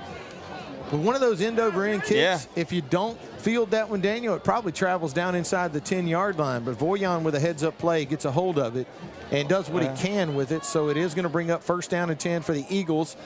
And they'll put this football at the Eagle 28-yard line. I'm kind of embarrassed because number 53 is their punter, but they were, he only had about 8 yards behind the snapper, so I thought they were in shotgun formation. 1st down and 10 for the Eagles. Deep back in this set. It's making Leonard. Leonard's going to get the carry on this one. He's going to do a great job of finding the soft spot in that Panther defense. Going to be good enough for 11 yards on the play and enough for a community pharmacy 1st down. 9 minutes, 20 seconds left to play here in the second quarter. Eagles on the move, 1st and 10, their own 40-yard line. Madreen looks to throw. He's got a man downfield. That's Turpin. He caught it. What a catch by Patrick Turpin. Good throw that time by the junior quarterback. And Turpin comes up with what probably, Daniel, the best catch I've seen him make in his career. Nice throw and a nice catch. It's going to be more than enough for a community pharmacy 1st down. It is going to be 1st down and 10 for the Eagles. Now inside Panther territory at the General Trass 39. Madreen and the Eagles wasting no time. 2 receivers right, 1 left. Leonard in the backfield. Good snap from center. They go with Leonard. Now he's finding some running room in the middle of that defense. And it looks like he's going to be just shy of the yard to gain. Good tough run by Macon there. This Eagle offense is finding another gear here on this drive. Eagles waste no time at the line of scrimmage. Turner splits out. 2 receivers left, 1 right. Leonard joins him in the shotgun. Well, they got press coverage here. Leonard will get the call. Good Finds cut. a nice soft spot in the middle. Another 9-yard gain right there by Macon Leonard. Moving the ball down the field. That'll put the Eagles just shy of the Washam Agency red zone, right around the 21-yard line. 2nd down and 2. Right at, but we can't say in No, the it's Washam close. Agency That's red close. zone because they're going to call it the 21-yard line. Yeah. Let's take a minute to go down to the sideline and check in with Mike Gray in a Marion State Bank sideline report. Mike, how you doing down there? Well, we're good. Yeah, they went no huddle. Tried to do a little NASCAR there and go fast. And it's paying off because it looks like the defensive line for General Trass is dragging a little bit. Mike, you sound great, by the way. Oh, thank you. Thanks a lot, Mike. Mike Gray with the Marion State Bank sideline report. I think we finally may have ironed out some of the issues we've had with Mike's audio. It's week by week. It's week by week.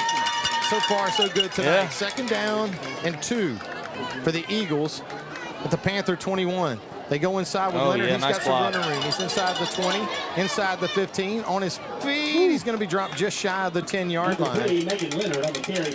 Nice gain that play by Leonard, and that's going to be more than enough for another community pharmacy first down as the Eagles find themselves inside the Washam Agency red zone at the Panther 12-yard line. We keep saying Macon's name over and over again, but this offensive line on this drive is doing a great job. I just saw Jackson Mann from the tackle position really open that hole up for Macon. 1st down and 10 at the 12. Oh, no, that was John Turner pulling. I'm sorry. Good snap from center. They go with Leonard again. He's got a hole, finds the soft spot in that defense, and it looks like they're going to drag him down at around the 5. Eagles can pick up a 1st down at the 3. So it is going to be, well, maybe I was got a man shaking up on the play, but we also have a penalty marker on the play, and one of the Panthers shaking up on the play. Yeah, it looks like his arm or his shoulder. I hope he's okay. It's going to be a chop block against the Eagles, and that's going to be a 15-yard penalty. That's going to be a big one. Yeah. Let's go down to the sideline and check in with Mike Gray in a Marion State Bank sideline report. Mike, we didn't see the chop block from up here, but Well, I think it was a standard combo block, and one of them fell and ended up getting low, and one of them stayed high. There's some new guys in there on this defensive line. They're switching them in and out a little bit more often now that we're going fast. But I hope he's okay. They're checking his ankle and his knee right now. All right, thanks a lot. Mike Gray with the Marion State Bank sideline report. Eagles leading this contest right now, 7-0. We want to thank tonight's 2nd quarter sponsor, D&H Sporting Goods. Tonight's 2nd quarter and all 2nd quarters of Ouachita Christian Eagle football brought to you by the fine folks at D&H Sporting Goods. Daniel, if I'm not mistaken, had a chance to get together with you before tonight's game. And boy, you had the flashiest Ouachita Christian shirt I have ever seen in my life. And I think it came from the fine folks at D&H Sporting Goods. Well, they always have a sale going on. And so they have these kind of Hawaiian OCS shirts. I've been eyeing it for about, I don't know, a year. Right. And anyway, so finally they hooked me up today, and I'm not wearing it yet. I got you. I'm not wearing it yet. You'll break it out, though. I will. We'll get a chance to see it. I actually saw that shirt as well. And I tell you what, it's for those who don't know, it is a floral Hawaiian print, but instead of flowers, it's eagle heads. It is. Yep. There's some flowers on there, too. Some orchids, I think. All right, that's a big penalty, 15 yards, and that's going to back the Eagles up. You're going to be looking now at 1st down and 25. Yeah. They'll put this football at the Panther 26-yard line. Vadrine goes to work with Leonard. Leonard's going to bounce this one outside. That is one he probably should have kept up the middle of the field, as that bounce pick up a little yardage. But boy, I tell you what, you get to see it. You get to see a glimpse that time, Daniel, of the General Trass speed, as when Macon bounced that one, just unable to outrun the defense to the side to the edge, and he's run out of bounds on the sideline. Gain of 3 yards on the play. It's going to bring up 2nd down and 22. Yeah, I'm looking at this drive chart, and heavy dose of Macon Leonard here. That's his 5th carry and 6 plays on this drive. 2nd down and 22. Vadrine looks to throw. Screen. He's got Jude Turner out in the flat. Yeah, we got a flag back here. Really, really tough run. Yeah. Inside after he catches a screen, but unfortunately, that one's typically thrown in the neighborhood of holding, Daniel, and that's probably what we're going to see here. Yeah, that'll negate about a 13-yard gain. It is going to be a holding call against the Eagles, and they'll be penalized on the play. Daniel, I'm going to tell you, I remember somebody talking about the keys to victory. Maybe penalties was filtered in there somewhere. And I remember also during the keys to victory, not a lot of personal fouls, not a lot of unsportsmanlike, none of the 15-yard penalties that we've seen. That's going to be a 10-yard from the spot penalty, and that's going to be actually a gargantuan penalty, as the Eagles are going to be backed up now outside the 30-yard line. A couple of big penalties with a chop block and now a hold. It's going to put the Eagles way behind the sticks. Yeah, this is 29. One of those ones where, you need DH in a bad way, because it's going to be 2nd down and about 30. I got 29. 29 yards. And we're going to have a stoppage of play. Water break. And it is going to be a water break here in the 2nd quarter. We're going to take a quick break from here at Fitzhugh Field, Eagles Stadium. Ouachita Christian Eagles leading the General Trass Panthers 7-0. You're listening to Ouachita Christian Eagle football on the Ouachita Christian Eagle Sports Network.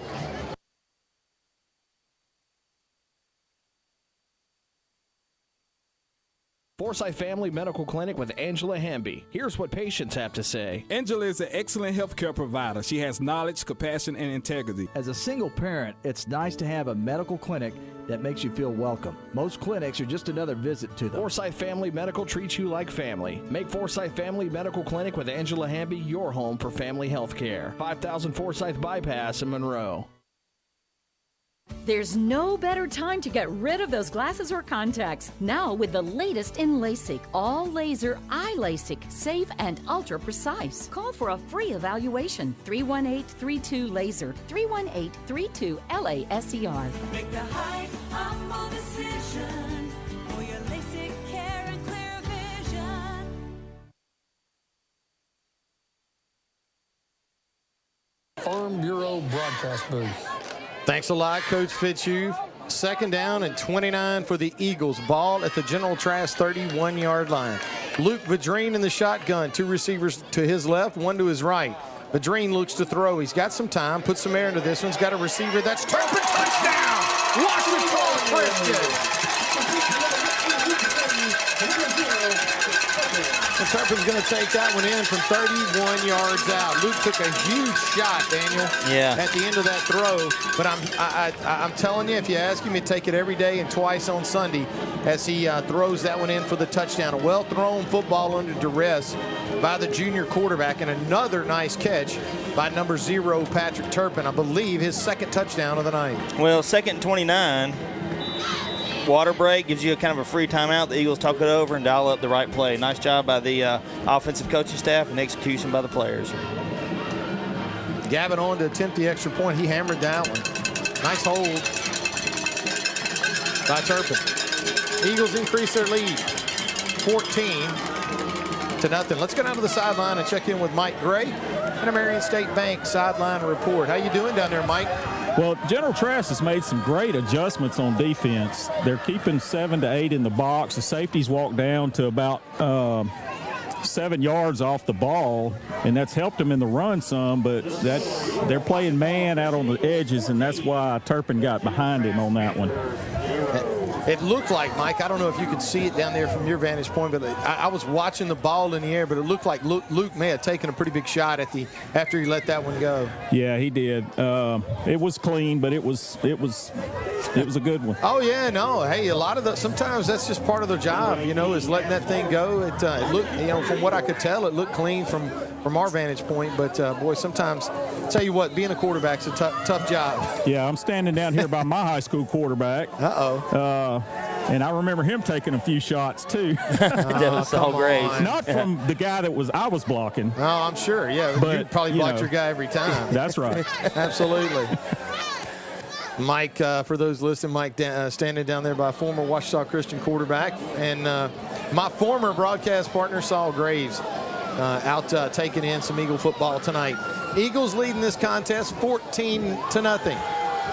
Gavin Polk getting ready to get his leg into this one at the 40-yard line.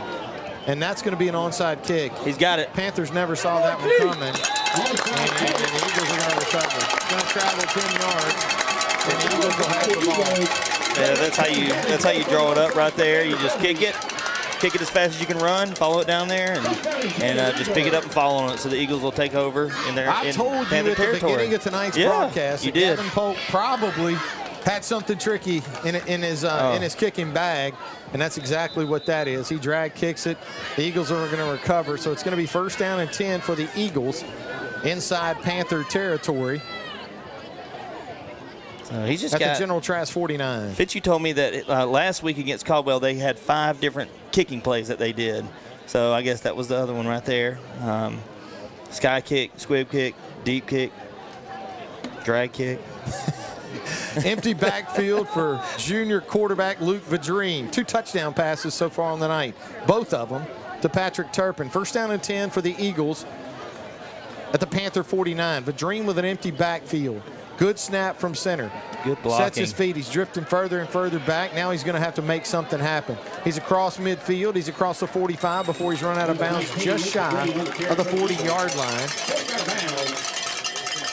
Going to be a nice gain on the play. Call it 8 yards. It'll be 2nd down and 2.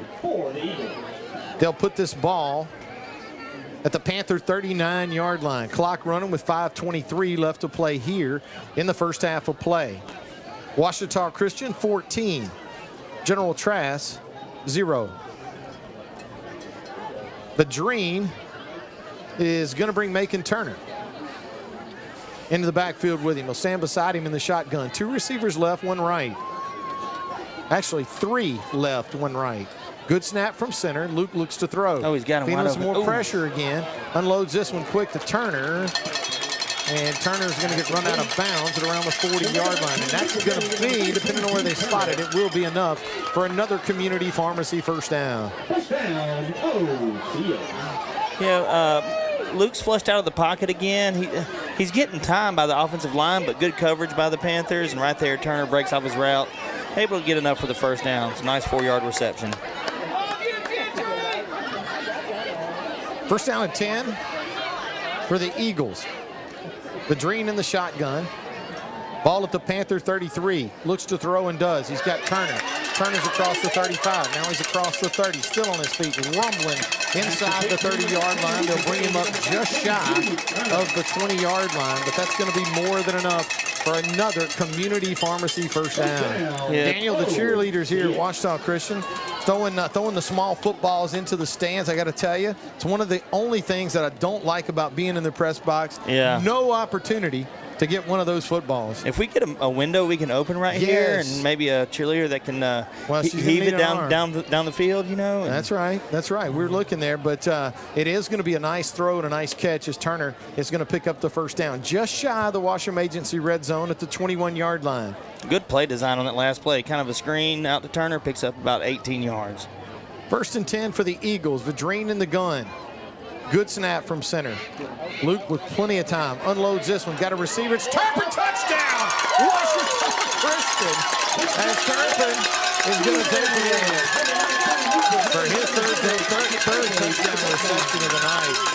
That time, junior quarterback had some time. Daniel able to set his feet, step into the throw.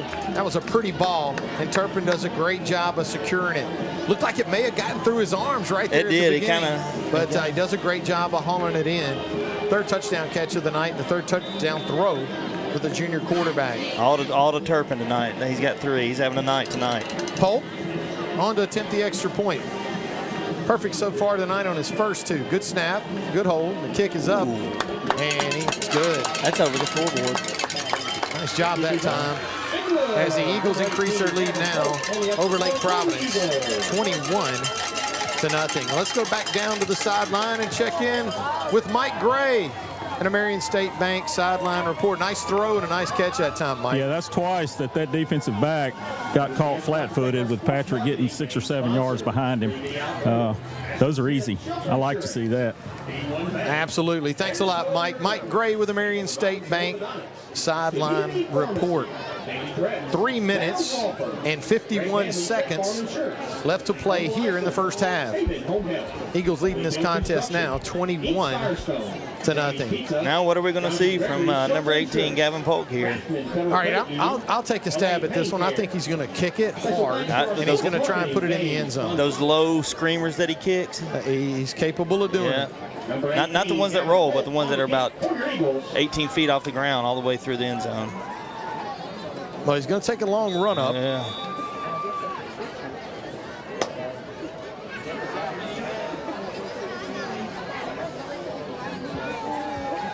And he'll put this one into play. He hammers that one. That's going to travel deep into the end zone. Oh, wow. Yeah, no doubter about that one. A nice kick that time. Good call. Great job that time by number 18, Gavin Polk. I'm not sure the timeout situation. I don't think we've called one, but with 3 minutes and 51 seconds left, one thing to think about is the Eagles get the ball back to start the third quarter. Now with 3 timeouts, it looks like they have, they're able to kind of control the clock here and try to get the ball back at least one more time before the half. Hoping we make a stop here. Gavin kicked that one into the end zone. Touchback. First down and 10 for the General Trass Panthers at their own 20-yard line. Bahamity Williams looks to throw. Going to be over the outstretched hands that time, looking for number 10. But in all fairness, Daniel, that time Aiden Eldridge stride for stride with Jamarian Ware. Best coverage probably that we've seen on that deep ball so far as they do a nice job. It's going to bring up second down and 10 for the Panthers. I will tell you this. Incompletions stopping the clock, Daniel. You may not have to burn as many timeouts as you think. They keep this one on the ground. Again, that's going to be number 14, a nice, tough run. Panthers have had a lot of success with that running play and with that particular player in number 14, Larry Stewart.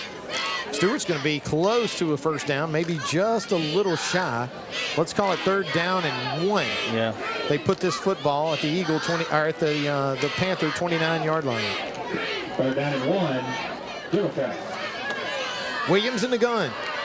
2 receivers left, man in motion.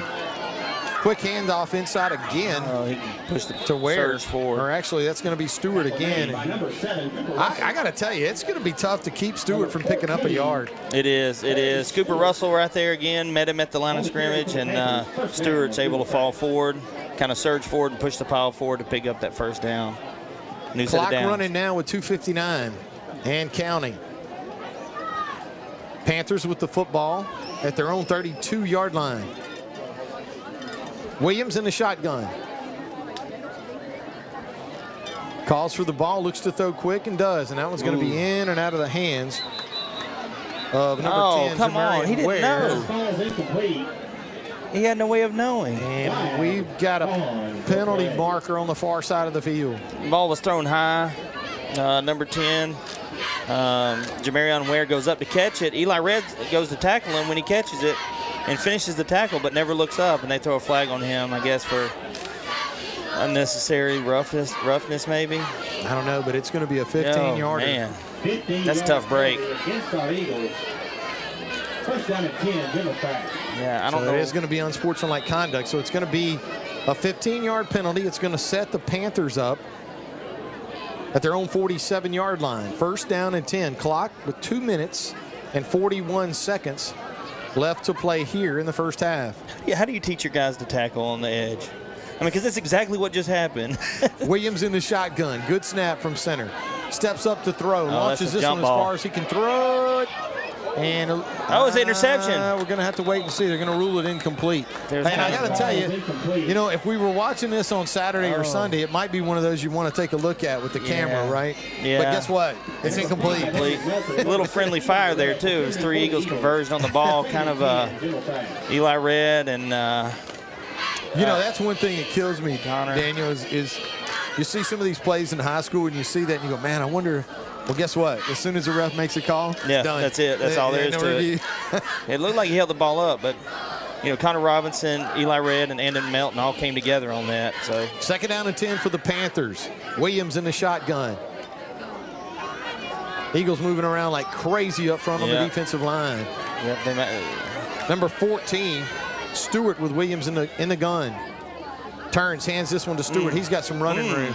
I'm telling you, I don't think we haven't stopped Stewart yet. Another flag. Going to be a penalty marker on the play. It's right there at the, I guess I would say the point of impact on the tackle. Not sure if it could be a face mask. I didn't see a face mask, but I'm not. I mean, that still could be the case. Typically not where you see a hold, no, but we'll see. No, it's hard to hold on that play unless it picks up more yards than that because he just shoots through the hole.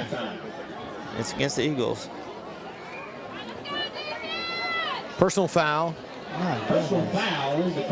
No indication what the foul was, but it is. Boy, that's a big one. That's the 4th 15-yard penalty that we've had in the first half.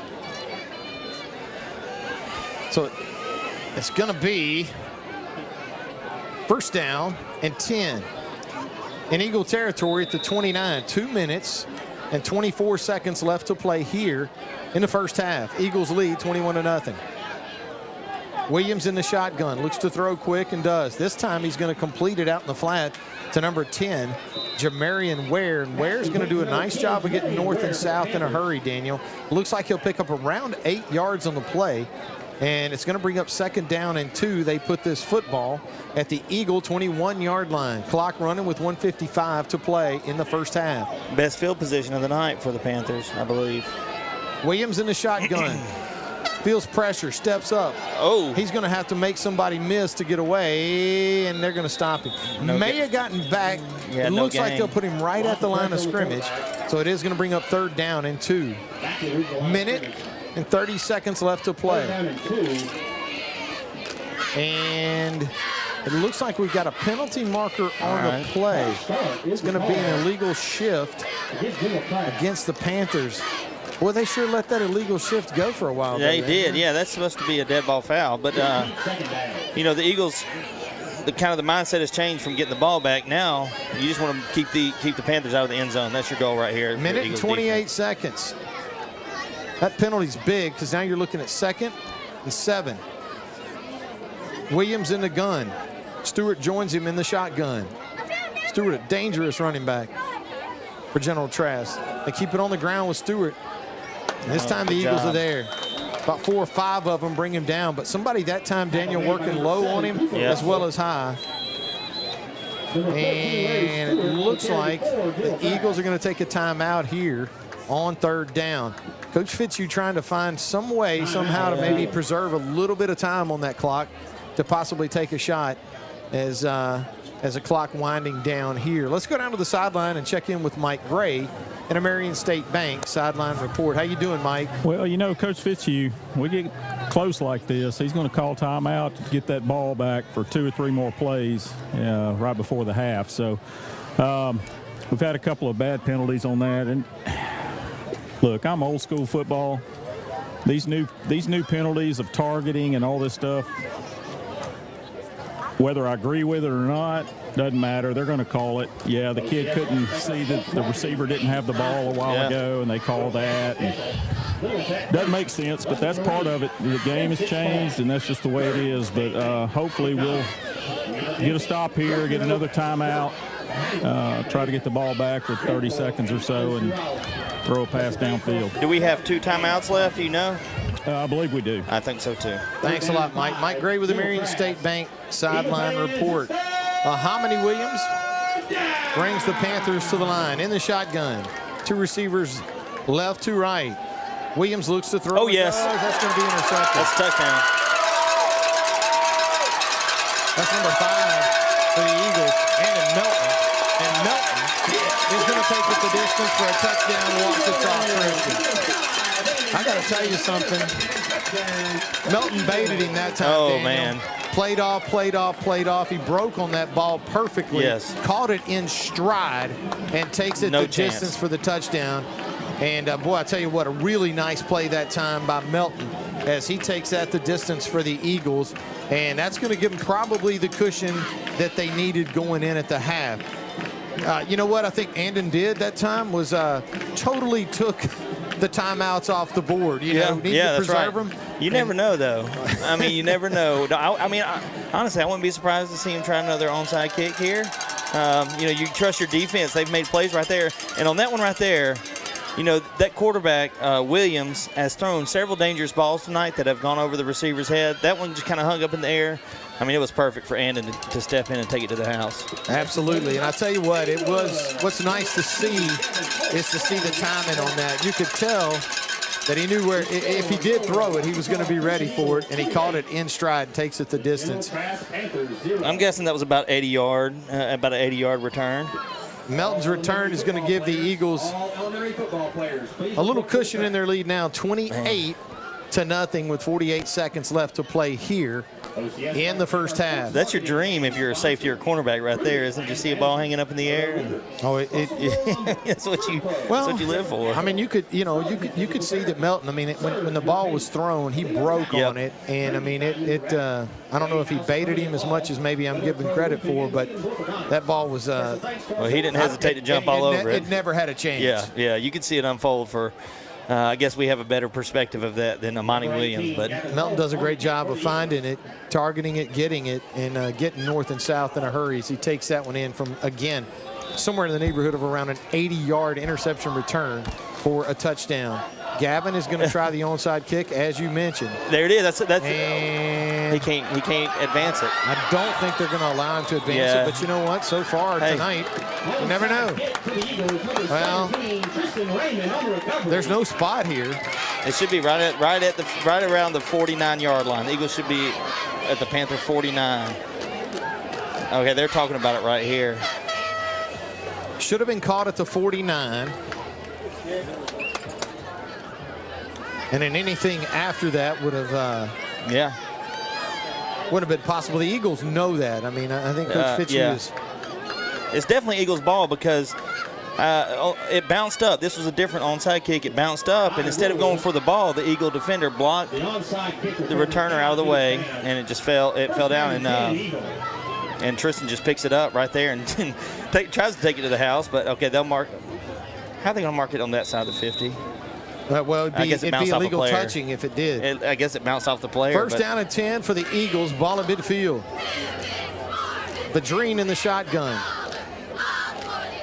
Leonard will join him. Remember, we got a kicker that can boot it too. 3 receivers left, 1 right. Luke looks to throw and does. He's got Turner out in the flat. He's going to make 1 man miss and just punish 2 more. All right, close to the first down. They're going to wind the clock. They're going to mark him just shy of the 40-yard line. 2nd and 1. Clock running with 30 seconds left to play here in the first half. Vadreen in the shotgun. 3 receivers to his right, 1 left. 2nd and 1. Vadreen, good snap from center. Pulls this one down. Oh, now he yeah, looks to he's throw. got He's him. got a man. That's Turner wide open at the 25-yard line. On his feet. Across the 25. Yes, sir.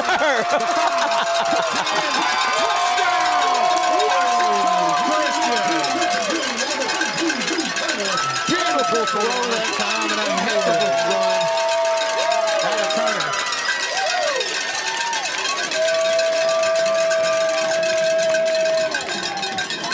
As the Eagles are going to put another touchdown on the board with 3 seconds left to play here in the first half.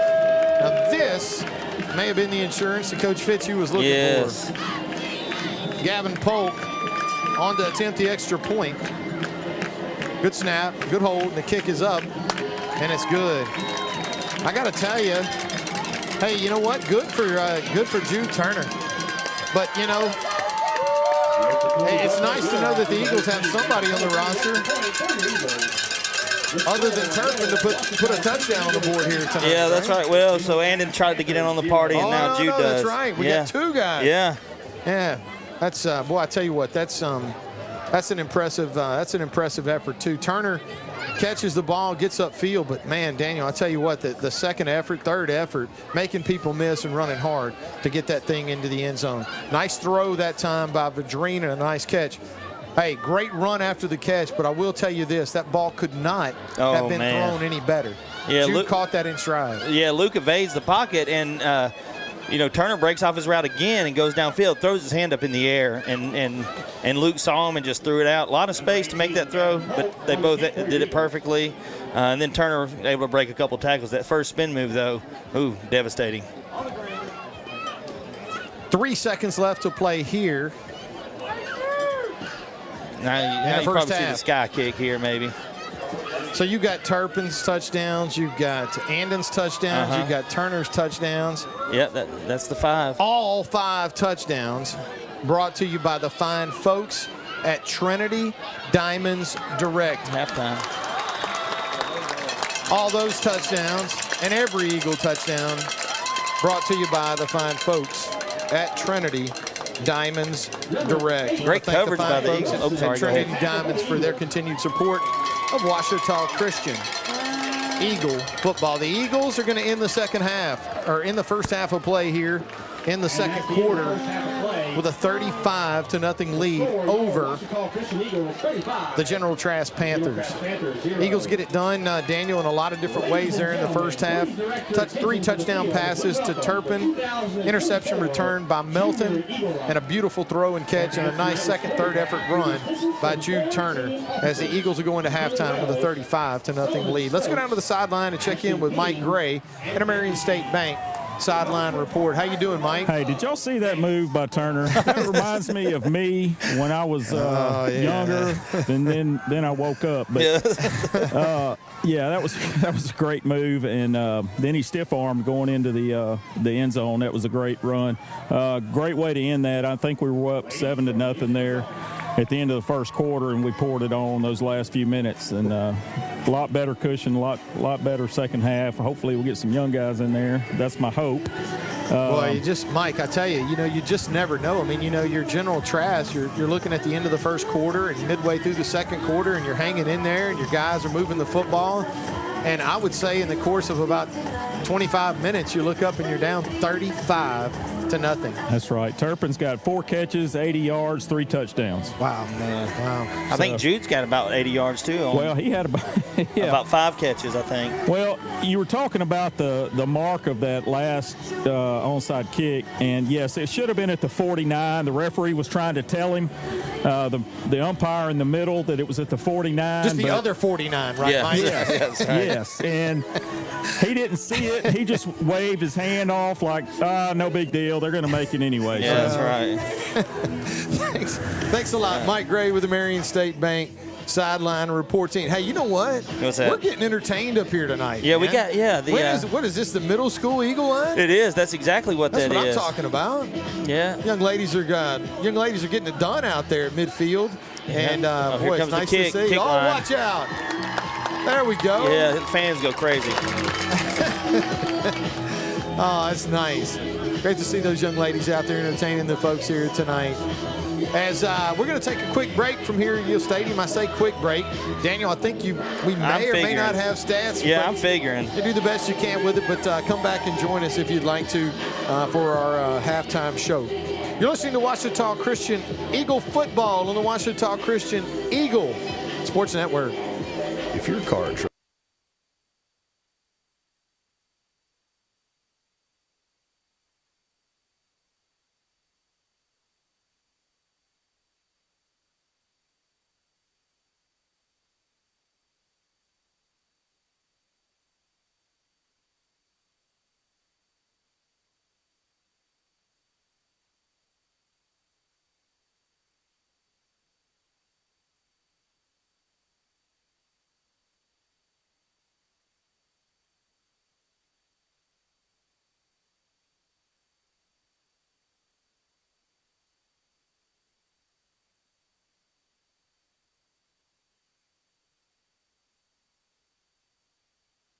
At 3B Outdoor Equipment, we pride ourselves on our service, and now we've added another location in West Monroe, located 1 mile south of I-20 on Well Road. Our new location offers the same level of customer service you've come to expect at our Monroe store and is stocked with additional brands like Toro and Skag.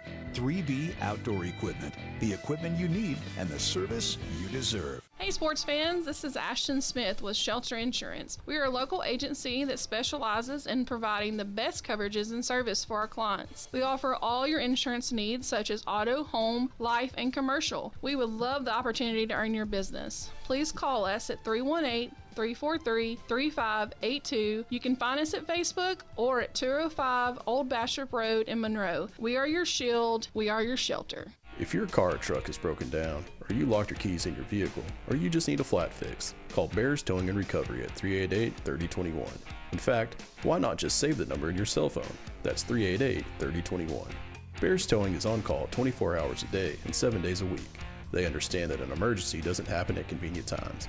Bears Towing, 388-3021. Bears Towing is a proud sponsor of OCS football.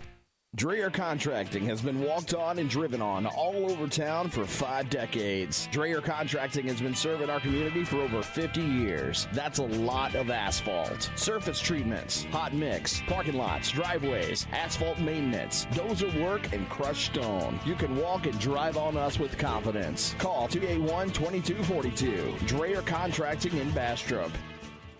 Everyone likes to be on the winning team, but there are always many obstacles in the way. Join us at Forsyth Church of Christ, where we celebrate overcoming the hurdles and struggles of life together. We are a community of faith, supporting each other's victories. Come as you are, and let's tackle life's challenges together. Join us at Forsyth Church of Christ this Sunday at 10 a.m. Visit facoc.org for more information. Go Eagles!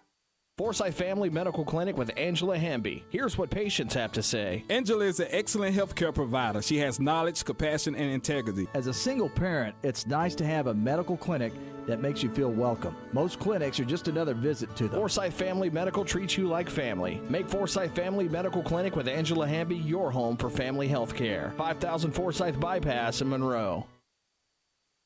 There's no better time to get rid of those glasses or contacts. Now with the latest in LASIK, all laser eye LASIK, safe and ultra precise. Call for a free evaluation. 318-32-LASER, 318-32-LASER. Make the high, humble decision for your LASIK care and clear vision.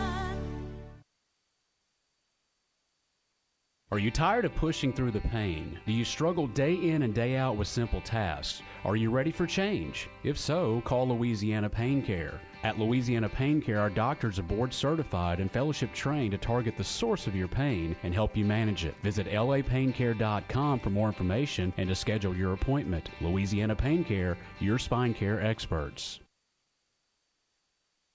Hi, I'm Dustin Valance with Ludwig Marine here on Darbone Lake, 110 Old Highway 15 in Farmerville, Louisiana. We have all your needs to have a great day on the water. From bass fishing, we carry a full line of products and services. Come check out our impressive lineup of Ranger bass boats, pontoon boats, and aluminum boats as well. Give me a call today, 318-368-8922. Ludwig Marine would like to say go Eagles. Here's the deal. When you combine State Farm Home and Auto Insurance, you save an average of $889. State Farm agent Ron Bush is ready to help you combine home and auto and save with 2 locations to serve you in Bastrop and Sterlington. Call 318-388-4663 today. Like a good neighbor, State Farm is there. Average annual per household savings based on a 2019 national survey by State Farm of new policyholders who reported savings by switching to State Farm. Trinity Diamonds Direct, 201 Blanchard Street in West Monroe. Wholesale jewelry with integrity. They provide honest, professional experience while offering stunning diamonds and fine jewelry at or below wholesale prices. And we do custom pieces by appointment. Engagement rings, tennis bracelets, pearls, earrings, necklaces, gemstones, loose diamonds, and jewelry repairs. Trinity Diamonds Direct, 201 Blanchard Street in West Monroe. At Barrows Creative, we're experts at websites for small businesses. From website creation to on-page photography and videography, we've got you covered. And with single-page sites starting at only $500 and multi-page sites starting at $1,500, we're a low-cost, high-reward option that will have you up and running in under 2 weeks. Visit us at Veros Creative today to get started. That's VEROS Creative.com. Veros Creative is a proud sponsor of OCS football. There comes a time in every dip's life when it's ready to leave the slow cooker, even buffalo chicken dip. So we put juicy chicken, buffalo sauce, and melty cheese in a portable crispy golden shell. Runaway dip, you're free now. Sonic $2.99 buffalo chicken dip bites.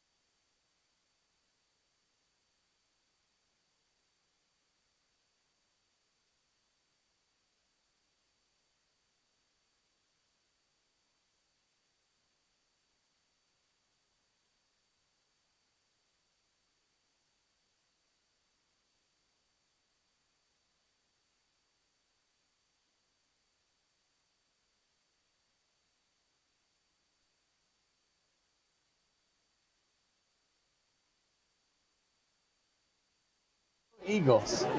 Forsyth family with Angela Hamby. She has knowledge, capacity. As a single parent, it's nice to have Forsyth Family Medical treats you like family. Make Forsyth Family Medical Clinic with Angela Hamby your home for family health care. 5000 Forsyth Bypass in Monroe. Start smiling today with Neela Dental. Whether you need general dentistry, dental implants, or a cosmetic touch-up, Neela Dental is here to give you the confidence to smile strong and healthy. They offer state-of-the-art treatments with everything performed in-house in 2 convenient locations, Tower Drive in Monroe and Highway 2 in Farmerville. Feeling nervous about your visit? No worries. Neela Dental offers sedation options tailored just for you. So why wait? Start smiling today and visit NeelaDental.com. Neela Dental would like to wish OCS the best this season. Go Eagles. Dreher Contracting. Welcome back to the Farm Bureau broadcast booth, brought to you by Agent Chris Thomas. And I'm going to bring you the stats from the first half of play. The Ouachita Christian Eagles hosting, but not home team, against the General Trass Panthers. And also we'll have some local scores. Our halftime show sponsor, though, is Sterlington Physical Therapy. I want to thank Sterlington Physical Therapy for sponsoring the halftime show. They're located at 8649 Highway 165 North. You can give Craig a call at 235-9326 to set up your appointment. So really good half by the Eagles. It's kind of slow going, but once the Eagles got rolling, there wasn't much that was going to stop them. And then a couple turnovers that they forced to lead to the scoring. Patrick Turpin had 3 receiving touchdowns. These are just kind of the highlights. 3 receiving touchdowns from Luke Vadrine in the first half. Drew Turner with a long 41-yard touchdown reception from Luke Vadrine, kind of to cap off the scoring of the first half. And then Andon Melton with an 80-plus yard interception return. On the night, the Eagles have earned 16 first downs compared to 9 for the Panthers. Eagles have 80 yards on the ground, rushing on 14 carries, averaging 5.7 yards a carry. General Trass, 15 rushes for 69 yards, 4.6 yards a carry. So not a ton of difference there as far as the ground game goes. Luke Vadrine, though, having a night, 11 of 14 with 4 touchdowns and 1 interception, 196 yards. Eagles have 266 total yards on 29 plays. On the other side of the ball, General Trass and quarterback Amani Williams. Amani is 4 of 18, no touchdowns, 1 interception for 68 yards. 4 of 18 for 68 yards. Total yards, 167 for the Panthers on 33 plays.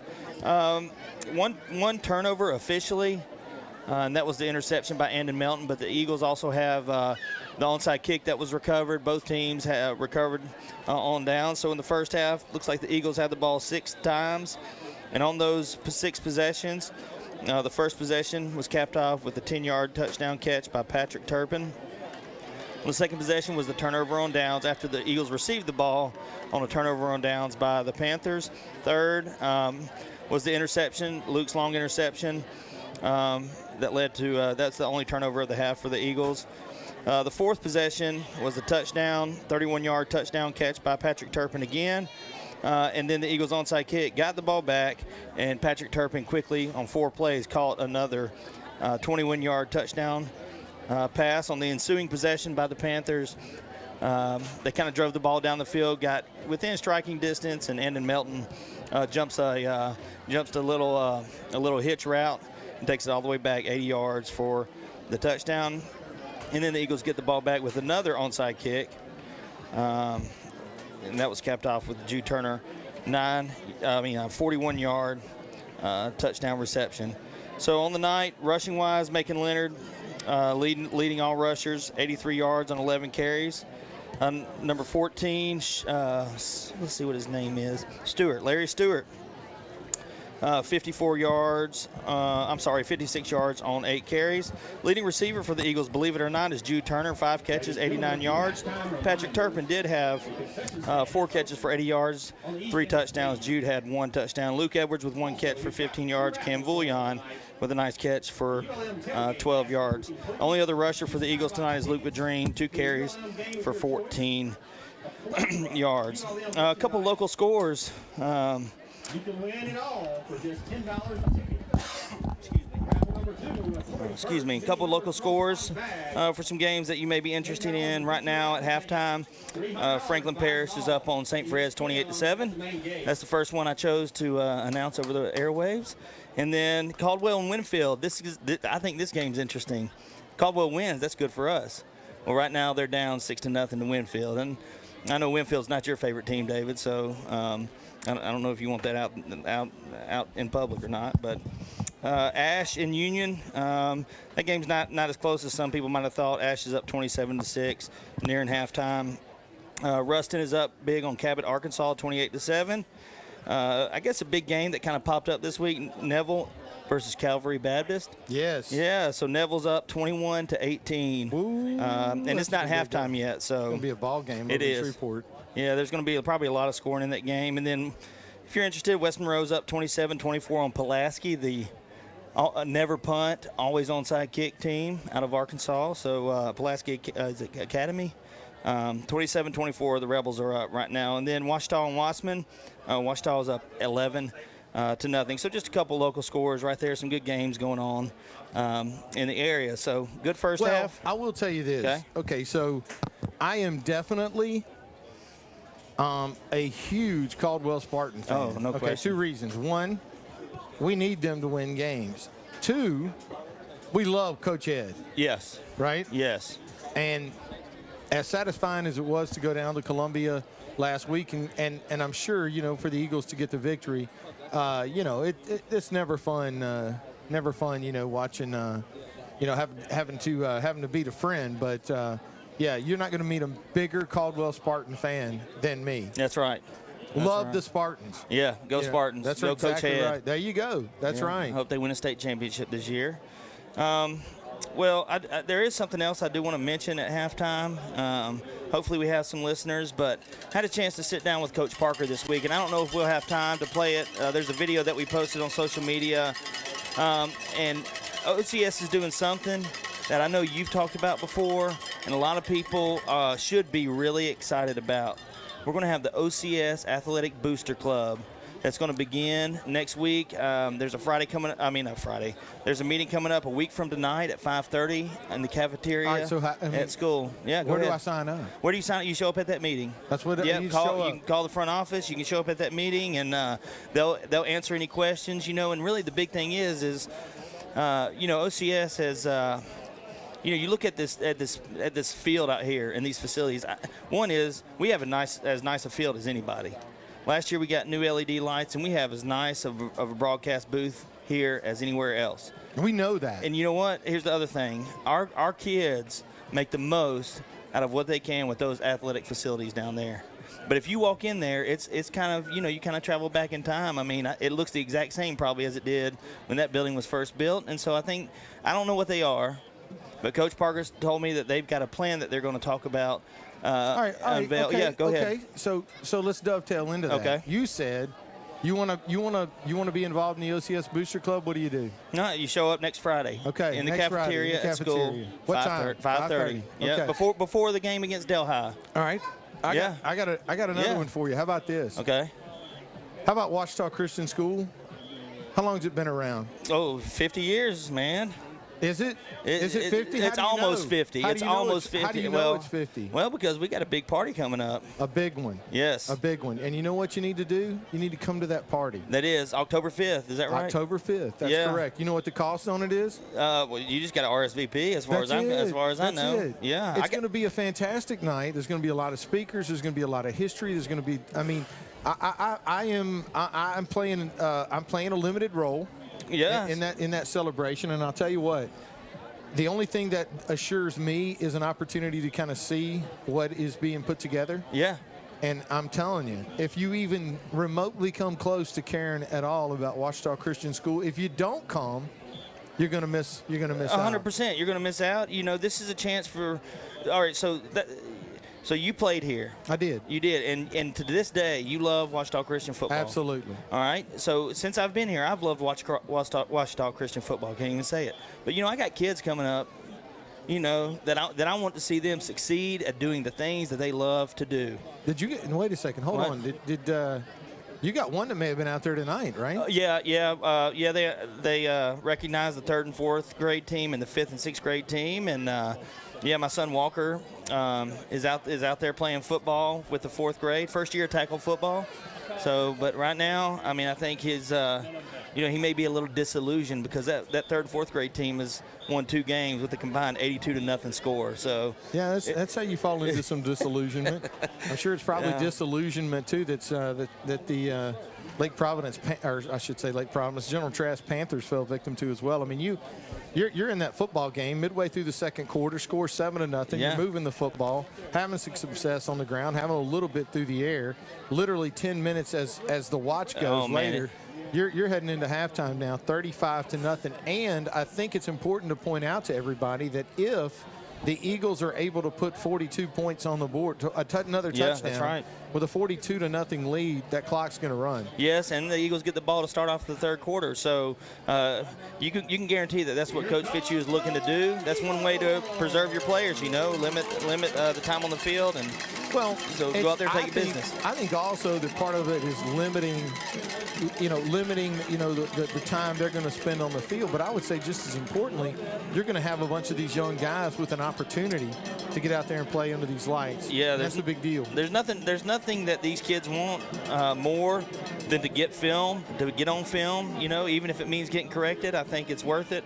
They want to get on film, so that when they go to film on Sunday, the coaches will have some notes about them. And so those guys, hopefully, will get a chance here. I mean, the Eagles just started rolling, like you said, midway through the second quarter, and you go if you went into the restroom with about 7 minutes to go there, you missed a lot. So the Eagles just quick. It did when it rains. I'll tell you what, that was an impressive interception return by Andon Melton. That's one of those ones he's going to look back on. That was that was well done, well executed. I mean, breaking on the football like he did, and taking it to the house. I don't even know if anybody touched him. No, it was just nothing but him and green grass. And the Jude Turner reception that turned into a touchdown. I tell you what, man, look, if you haven't had a chance to watch these guys play, this is a fun football team to watch. A lot of guys with speed, a lot of guys with playmaking abilities, a lot of good athletes on this football team. We've been, I don't want to say we've been, it's not been, a huge blessing to have, a lot of really talented guys, 1 or 2 guys here that can make good, big plays.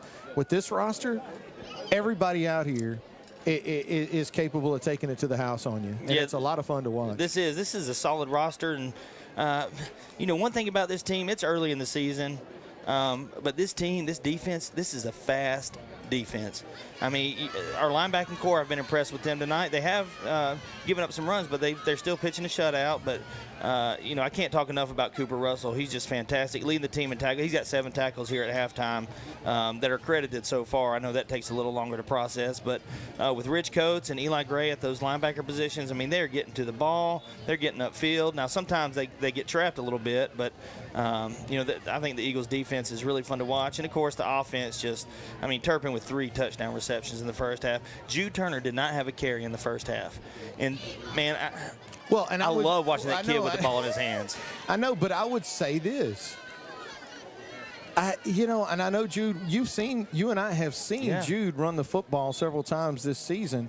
I would say that Jude has not had as much success running the football from the running back position. Not like Macon. Somehow they find him in space. Yes. When they get him the football, he is very difficult to deal with in the secondary. Man, and Macon Leonard has really kind of been the guy who's he's the thermostat of the team. They give him the ball. He fights for those yards. I mean, he's had tough runs. 11 carries for, 80-something yards, 80 yards or so. So he's getting his yards. But, man, he's taking a couple wallops tonight. But to see him carry the ball, his development and maturity as a player and as a running back and now as a leader is something worth watching. And, when you get him in there, he can be a bell cow type of back, like 3 downs. And so that allows Jude to be put in different places in his space and let him get those touches. He's effective out of the backfield. Yep. Does not, with his physical build and his size, does not strike you as a guy that's going to catch a lot of balls out of the backfield and do damage. But that's exactly what he does. And again, Daniel and I touched on it, but we do want to make sure that if you do have a chance, circle your calendar. Look at October the 5th. It's going to be 50 years, a night of celebration, 50 years of Ouachita Christian School. And we want to make sure that if you have an opportunity, again, it's like Daniel said, I mean, they're going to feed you. Yeah, they're going to feed you. And it's free of charge. And, I mean, I know there's a ton of guys listening to this broadcast tonight that are always up for a free meal. There's no way you're going to convince me otherwise. Yeah. So if you get a chance, you can go. It's all over the website. It's with number 12. a number of ways you can register and make sure you can be a part. Yeah, it shouldn't be difficult to do. So make sure you're a part of those things. Do want to thank our in-game scoreboard update sponsor, Ashton Smith, with Shelter Insurance for all your insurance needs. Call Ashton Smith with Shelter Insurance at 343-3582. I called her today, as a matter of fact. Ashton Smith's a longtime supporter of Ouachita Christian Eagle Athletics. I want to thank Ashton for her continued support. The Panthers are going to get the second half of play underway. A short kick going to be fielded cleanly by the Eagles, and that's actually number 17, Tristan Raymond, on the return. Tristan Raymond plays quarterback, doesn't he? Yeah, well, yeah, I mean, no, well, kind of. He plays special teams. I mean, he's had a fumble, an onside kick recovery, and now about a 50-yard return. That's a heck of a burst from Tristan. As he gets upfield, he gets north and south in a hurry. And I tell you what, surprising speed out of number 17, Tristan Raymond, as he moves the Eagles deep into Panther territory. It's going to be first down and 10 for Ouachita Christian at the Panther 25. Yeah, great field position for the Eagles right here. Nice job on the return again by number 17, Tristan Raymond, to set this field position up. Badreen goes to work immediately. They go with Leonard. Leonard's going to try to push this one outside, and he's going to get wrapped up and drop that time by number 21 for the Panthers. That's Demarion Berry. Gain of 5 on the play, though, so it is going to set up a second down and a manageable 5. They'll put this football right at, let's see where we get the final spot, and nowhere inside the Washam Agency red zone. No, we're in. We're halfway. We broke the plane. That's right. The ball is in the Washam Agency red zone. First down and 10 for the Eagles. Ball at the 20-yard line. Badreen in the shotgun. Leonard joins him in the gun. 2 receivers to his left, 1 to his right. Oh, man. Good snap from center. Keeps this one on the ground. Leonard's got a seam. And he's going to plant the outside leg, and he's going to beat Daniel. If they mark it where they're saying, it's going to be enough for a first down. Yeah, it looks like that's going to move the sticks. Good run, good jump cut by making Leonard right there. Again, tough run, 2 runs, 5 yards each. That'll move the sticks. First down and 10 inside the Washam Agency red zone. at the General Trass 15-yard line. 10 minutes and 38 seconds left to play here in the third quarter. Ouachita Christian 35, General Trass 0. Luke Vadrine operates out of the shotgun. 2 receivers to his right, 1 to his left. Again, going with Leonard. Great block that time on the edge. Leonard plants his leg. He's going to get inside the 5-yard line. It looks like they're going to mark him down at the 3, and that's going to be enough for another community pharmacy first down, as the Eagles are going to be looking at first and goal from the 3-yard line. Yeah, nice 12-yard run by Macon, and on this drive, it's just been the Macon-Leonard show, and he's just pushing the ball down the field. Again, set up with great field position on the return by Tristan Raymond. And first down and goal at the 3. And this is a big touchdown. This is the Eagles really want to score on this drive. Vadrine in the gun. 2 receivers right, 1 left. Good snap from center. Gives this one inside, and Leonard's going to walk in. Touchdown's going to come from 3 yards out. Want to thank the fine folks at Trinity Diamonds Direct for their continued support of Ouachita Christian Eagle Athletics. That touchdown and all Eagle touchdown brought to you by the fine folks at Trinity Diamonds Direct. Eagles are going to increase their lead now 41-0. Gavin Polk is going to come on for the extra point attempt. Good snap, good hold, and Gavin kills that one. And that one's going back to the track as the Eagles now increase their lead 42-0. Let's go down to the sideline to check in with Mike Gray and Marion State Bank sideline report. I think that is how you want to get the second half started, Mike. That is exactly right. That's you get a great kickoff return. You'd only have to go less than half the field, run it right down their throat. It just worked to perfection. Absolutely. Thanks a lot. Mike Gray with the Marion State Bank sideline report. The Eagles now lead this contest 42-0. And I will tell you that the number 42 is of significance because at this point the clock is going to run. Yep. With a 42-0 lead. I saw James Murray McGee down there working on his snaps, so we'll probably see him go into center, and Cole Willian was warming up his arm, so he'll probably go in at quarterback here when the Eagles get the ball. Number 18, Gavin Polk, on the kick for the Eagles. Polk is going to tee this one up at the 40-yard line. Your guess is as good as mine as what he's going to do with his football. But there's a lot of space around the 20-yard line. These guys scooted up. Look for a sky kick right here. Polk tees it up at the 40. He'll take a long approach to get to this one. And that's exactly what he's going to do, Daniel. He's going to kick it in that vacant spot. They're going to lose a handle on the football. The ball was still loose, I think. It's going to be tough to see. I think they're going to give the football to the Panthers. And it is. I'll tell you what, you called that one. Yeah, well, I'm pretty good at my special teams calls tonight. So it is going to be first down and 10 for the Panthers. They'll put this football at the General Trass 25-yard line. Panthers with a little bit of an equipment problem there. But looks like he'll get his helmet on and be able to go to work. First down and 10 for the General Trass Panthers. Number 1, Muhammad Williams in the shotgun with 2 running backs with him in the gun. Going to turn, hands this one inside, and that's going to be number 14, Larry Stewart. And I'll tell you what, Stewart has had a heck of a night running the football for the General Trass Panthers. Yeah, on the ground, I mean, the Eagles and the Panthers are kind of going punch for punch. The big difference tonight are the turnovers. And, of course, Luke Vadrine propelling the offense downfield with his arm. Gain of 6 on the play, 2nd and 4. Ball at the Panther 33. You got one-on-one on the outside here. Look for the man take a shot. Good snap from center. This time they go with the other side back. Eagle defense is waiting on him. Yeah. A lot of penetration by the Eagle defense. Actually, that's number 7. Vernon Nichols, and Nichols won't make it back to the line of scrimmage. Actually lose a yard on the play. So it's going to bring up 3rd down and 4. I think that was the freshman, Desai Bradshaw, on the tackle there. 3rd and 4 for the Panthers. First possession here in the second half, trailing 42-0. Williams goes under center this time. They're going to throw this one out in the flat. Going to be close. Be enough. Yep. Boy, if they give him the spot that they had it, it's going to be a first down. And it is. First down for General Trass. Nice tackle by Aiden Eldridge there, but it wasn't until the pass was completed and the first down was picked up. 1st and 10 for the Panthers. Kind of in a hurry Ball up. at their own 37-yard line, and I think we may have had an Eagle. Yeah, I think the near side defensive end jumped into the neutral zone. A little overzealous that time as he's going to get into the neutral zone, and the Eagles are going to be hit with a 5-yard penalty. So it's going to be first down now and 5 for the Panthers.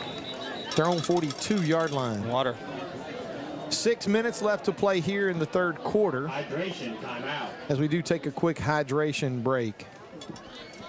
OCS would like to thank our He has been walked on and driven on all over town for 5 decades. Dreher Contracting has been serving our community for over 50 years. That's a lot of asphalt. Surface treatments, hot mix, parking lots, driveways, asphalt maintenance, dozer work, and crushed stone. You can walk and drive on us with confidence. Call TA1-2242. Dreher Contracting in Bastrop.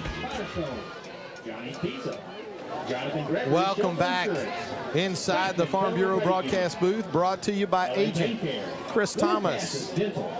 6 minutes left to play here in the third quarter at Eagle Stadium. Ouachita Christian leading this game now 42-0. We want to thank tonight's third quarter sponsor, Randall's, Captain Avery Seafood, and Specialty Meats. Randall's Captain Avery Seafood Market, or Specialty Meats, for all your tailgating and catering needs. And we want to thank the fine folks at Randall's for their continued support of Ouachita Christian Athletics. Randall's been riding with us for a long time, and we want to thank the fine folks at Randall's, Captain Avery Seafood, and Specialty Meats. Panthers are going to try the middle. Tough running inside. A yard that time for Stewart. It's going to bring up second down and 4. Panthers are going to spread it out. 2 receivers wide right, 2 wide left. 1 running back in the backfield with Williams. And I think we're going to have 2 men in motion at the same time. Yeah, so the Eagles will get those 5 yards back. No, that'd be 10 yards, won't it? No, that's 5. Probably going to be looking now at second down and 9. And move this football back to the Panther 43.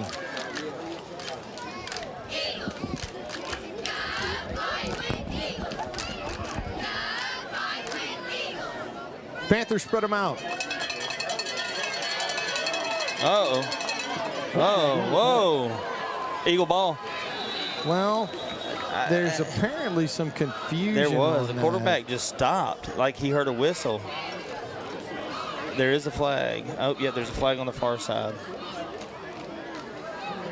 There is a flag on the play, and it's going to be a false start against the Panthers. So they're going to get hit with another 5 yards. And General Trass is going the wrong way. Had a little momentum going there, Daniel, picking up some yardage here and there. Got the and penalty. Unfortunately, now they're going to find themselves way behind the sticks. It's going to be second down and 14.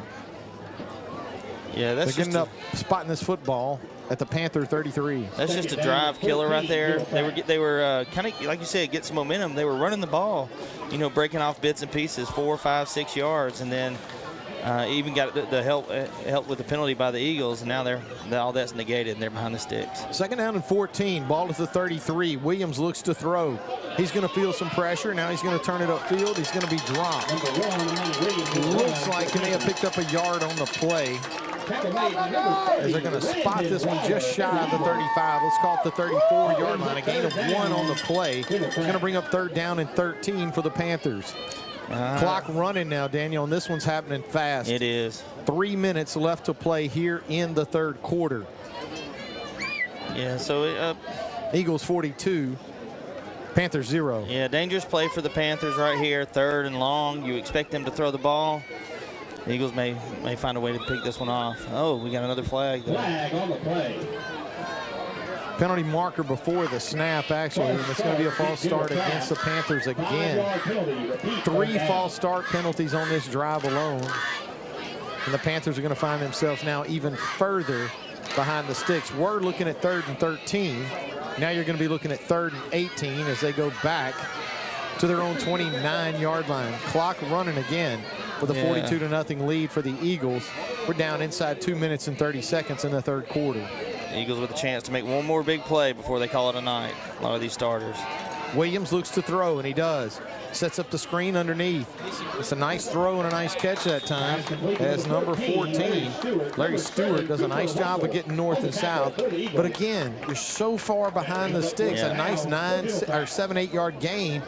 Instead of, maybe 2nd and 3 or 4th and 3 here, you're going to be looking at 4th and 13. That was a safe, conservative play. You don't want to create a big turnover when you're deep in your own territory. So not much you can do right there. You can throw it up in the air again, but if the Eagles pick it off. Now, the first punt he had only went about 8 yards, so we'll see. He got this one up in the air a little bit. Well, now, he had his first punt, if I'm not mistaken, Daniel Travis. Oh, yeah, that's right. About 42, 43 yards. Yeah, the second one was not his best effort. And this one, not a great one either. No, He's going to travel about 18 yards. The Eagles look like they're going to take over now, 1st down and 10 at midfield. Still a lot of starters in the football game for Ouachita Christian. Crowd's into it. About 1 minute and 20 seconds left to play here in the 3rd quarter. Yeah, this is still our first unit. All starters out there on the field. And there's a minute left here in the 3rd quarter. Badrine in the shotgun. 2 running backs join him in the gun. Good snap from center. He feels pressure immediately. Luke's going to have to pull this one down and run. He's going to take one shot. He's up. Stays on his feet, though. He's across midfield now. He's across the 45 before he's run out of bounds in Panther territory. A nice run that time after initial contact. Luke keeps his balance, keeps his legs turning, and he picks up a nice chunk of yardage there. And then he sprints back out to huddle up because he knows his time is beginning to run short. Well, I don't think when you're up 42-0, your quarterback getting a shot's not what you're looking for. That's why he ran straight back out there before somebody called him to the side. Eagles keep this on the ground. They go with Turner. Turner's across the 40. Now he's across the 45, still on his feet across the 30, across the 25. 2nd, 3rd, 4th, 5th, 6th effort out of Turner. Really, really tough physical run. He picked up 16 yards on a 4-yard run somehow. I mean, that never gets old watching that. 1st down and 10 for the Eagles. Again, they go with Turner. Turner running over tacklers, but he's going to be hemmed up and dropped. A nice open field tackle that time by the Panthers. And actually, number 7, that's Vernon Nichols. But a nice tough run by Turner, and that is going to bring us to an end of the 3rd quarter of play. Let's go down to the sideline and check in with Mike Gray at Marion State Bank Sideline Report. Mike, how's it going down there? Man, that was a quick quarter.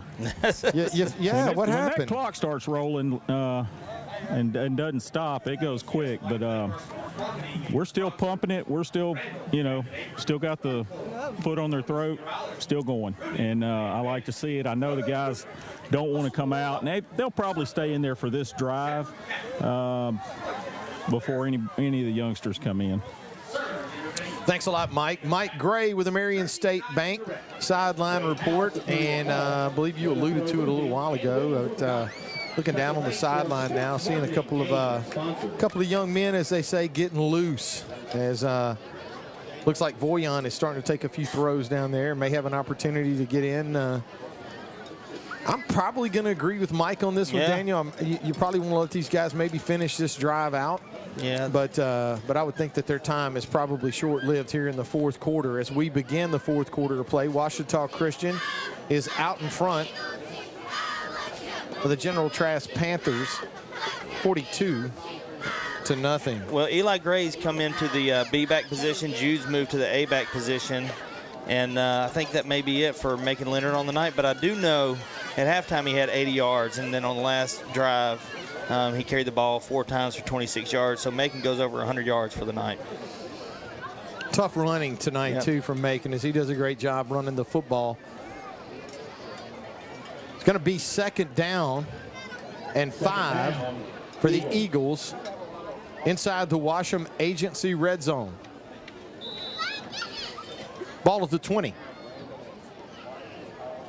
Vadreen in the shotgun, 2 running backs with him in the gun, 2 receivers to his left, 1 to his right. Good snap from center. Keeps this one on the ground. That's Turner. Turner's going to find his way through, meander forward. Be a first down. And if they go with the spot, Daniel, that's going to be enough for another community pharmacy first down. A good tough 5.5 yard run by Jude there. And I tell you, Eli Gray is in there at the fullback, the blocking back position, and I remember they had a play where he leaks out of the backfield and was wide open. They ran it at the was that the Jamboree or at Bayou Jam? Yeah.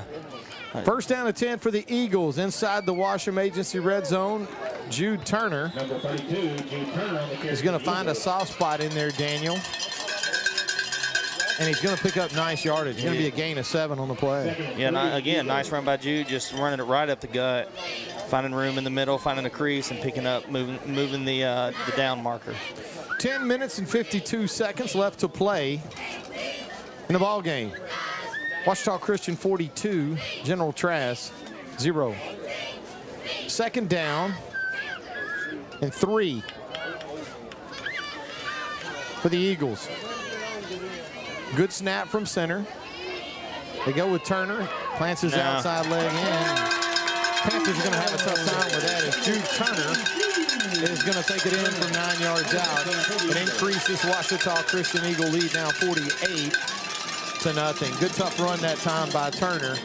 In all fairness, Daniel, I don't think he really met a lot of resistance out of the would-be Panther defenders. Yeah, there was one cornerback standing there kind of waiting for him and just gave him a little ole, and Jude finishes off the run, finishes off the drive. That was a Jude Turner drive right there. High snap is handled by Turpin. Does a great job of going up and getting it and getting it down as the Eagles now are going to increase their lead 49-0 as we are 9 minutes and 40 seconds left to play here in the fourth quarter. We want to thank the fourth quarter sponsor, the Fat Doctor. Dr. Davin Spires. The Fat Doctor is a physician-monitored weight loss program offering weekly accountability and support under Dr. Davin Spires. They use a 3-pronged approach consisting of ketogenic diet and intermittent fasting and exercise to get you to a healthier new you. Weight loss medications are now an option as well. Find them on social media under the Fat Dr. Monroe or give them a call today, 318-503-4441. Tonight's fourth quarter sponsor and the fourth quarter sponsor for the rest of this season is going to be the Fat Doctor, Dr. Davin Spires. Fat Doctor. I love it. Easy to remember. Absolutely. 8 minutes and 50 seconds, and the clock still rolling. Ouachita Christian 49. General Trass 0. That could be taken a number of ways if somebody calls you the Fat Doctor.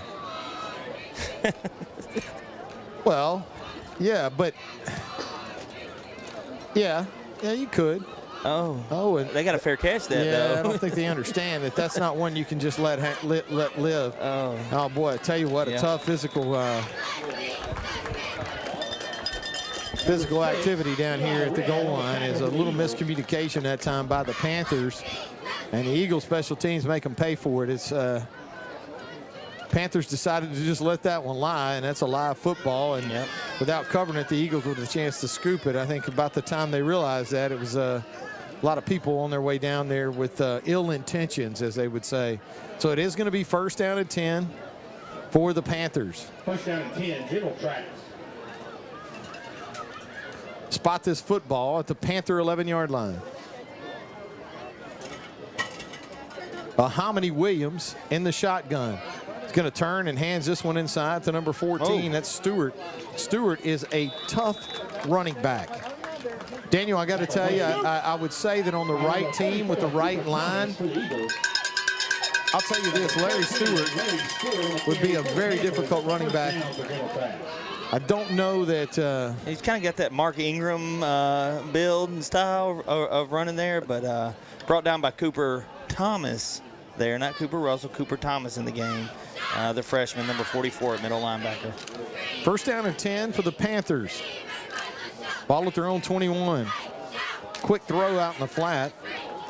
And that's going to be complete. Looks like number 10 it is. It's Jamarian Ware. Ware hauls it in. Nice gain on first down. 2nd and 5 for the Panthers. 6 minutes and 40 seconds left to play in the football game. Mike Gray alluded to it a little while ago, Danny. He goes, man, where'd the third quarter go? Yeah. Hey, I tell you what, the clock is jetting by. 2nd and 5 at the Panther 27-yard line. Bahamini Williams looks to the sideline for the play call.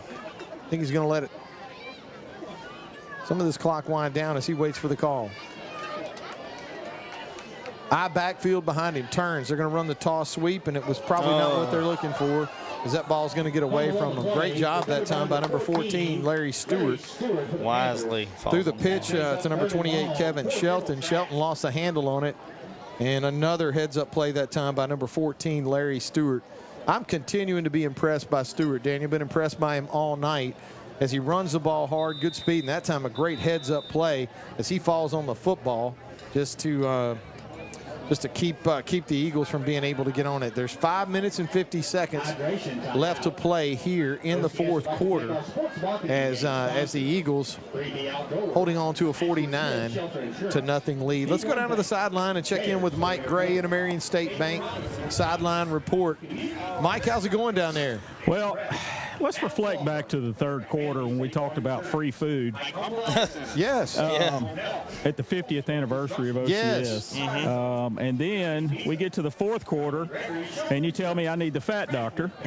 No, Mike. We're playing with your emotions. That's what we're doing. I did not say that. Daniel was kind of insinuating that maybe, I don't know. What's a fat doctor? I mean, he makes these things pretty personal. I'll give you that. Look, I'm only about 10 or 12 pounds above my playing weight in high school. There you go. I still like the free food, and I'll put the fat doctor off as long as I can. There you go. Well, that's you know what, Mike, you're holding up well for your age, and I guarantee you that. So you're not that much younger than me, Dave. I didn't say any. I said you're holding up well. It's right.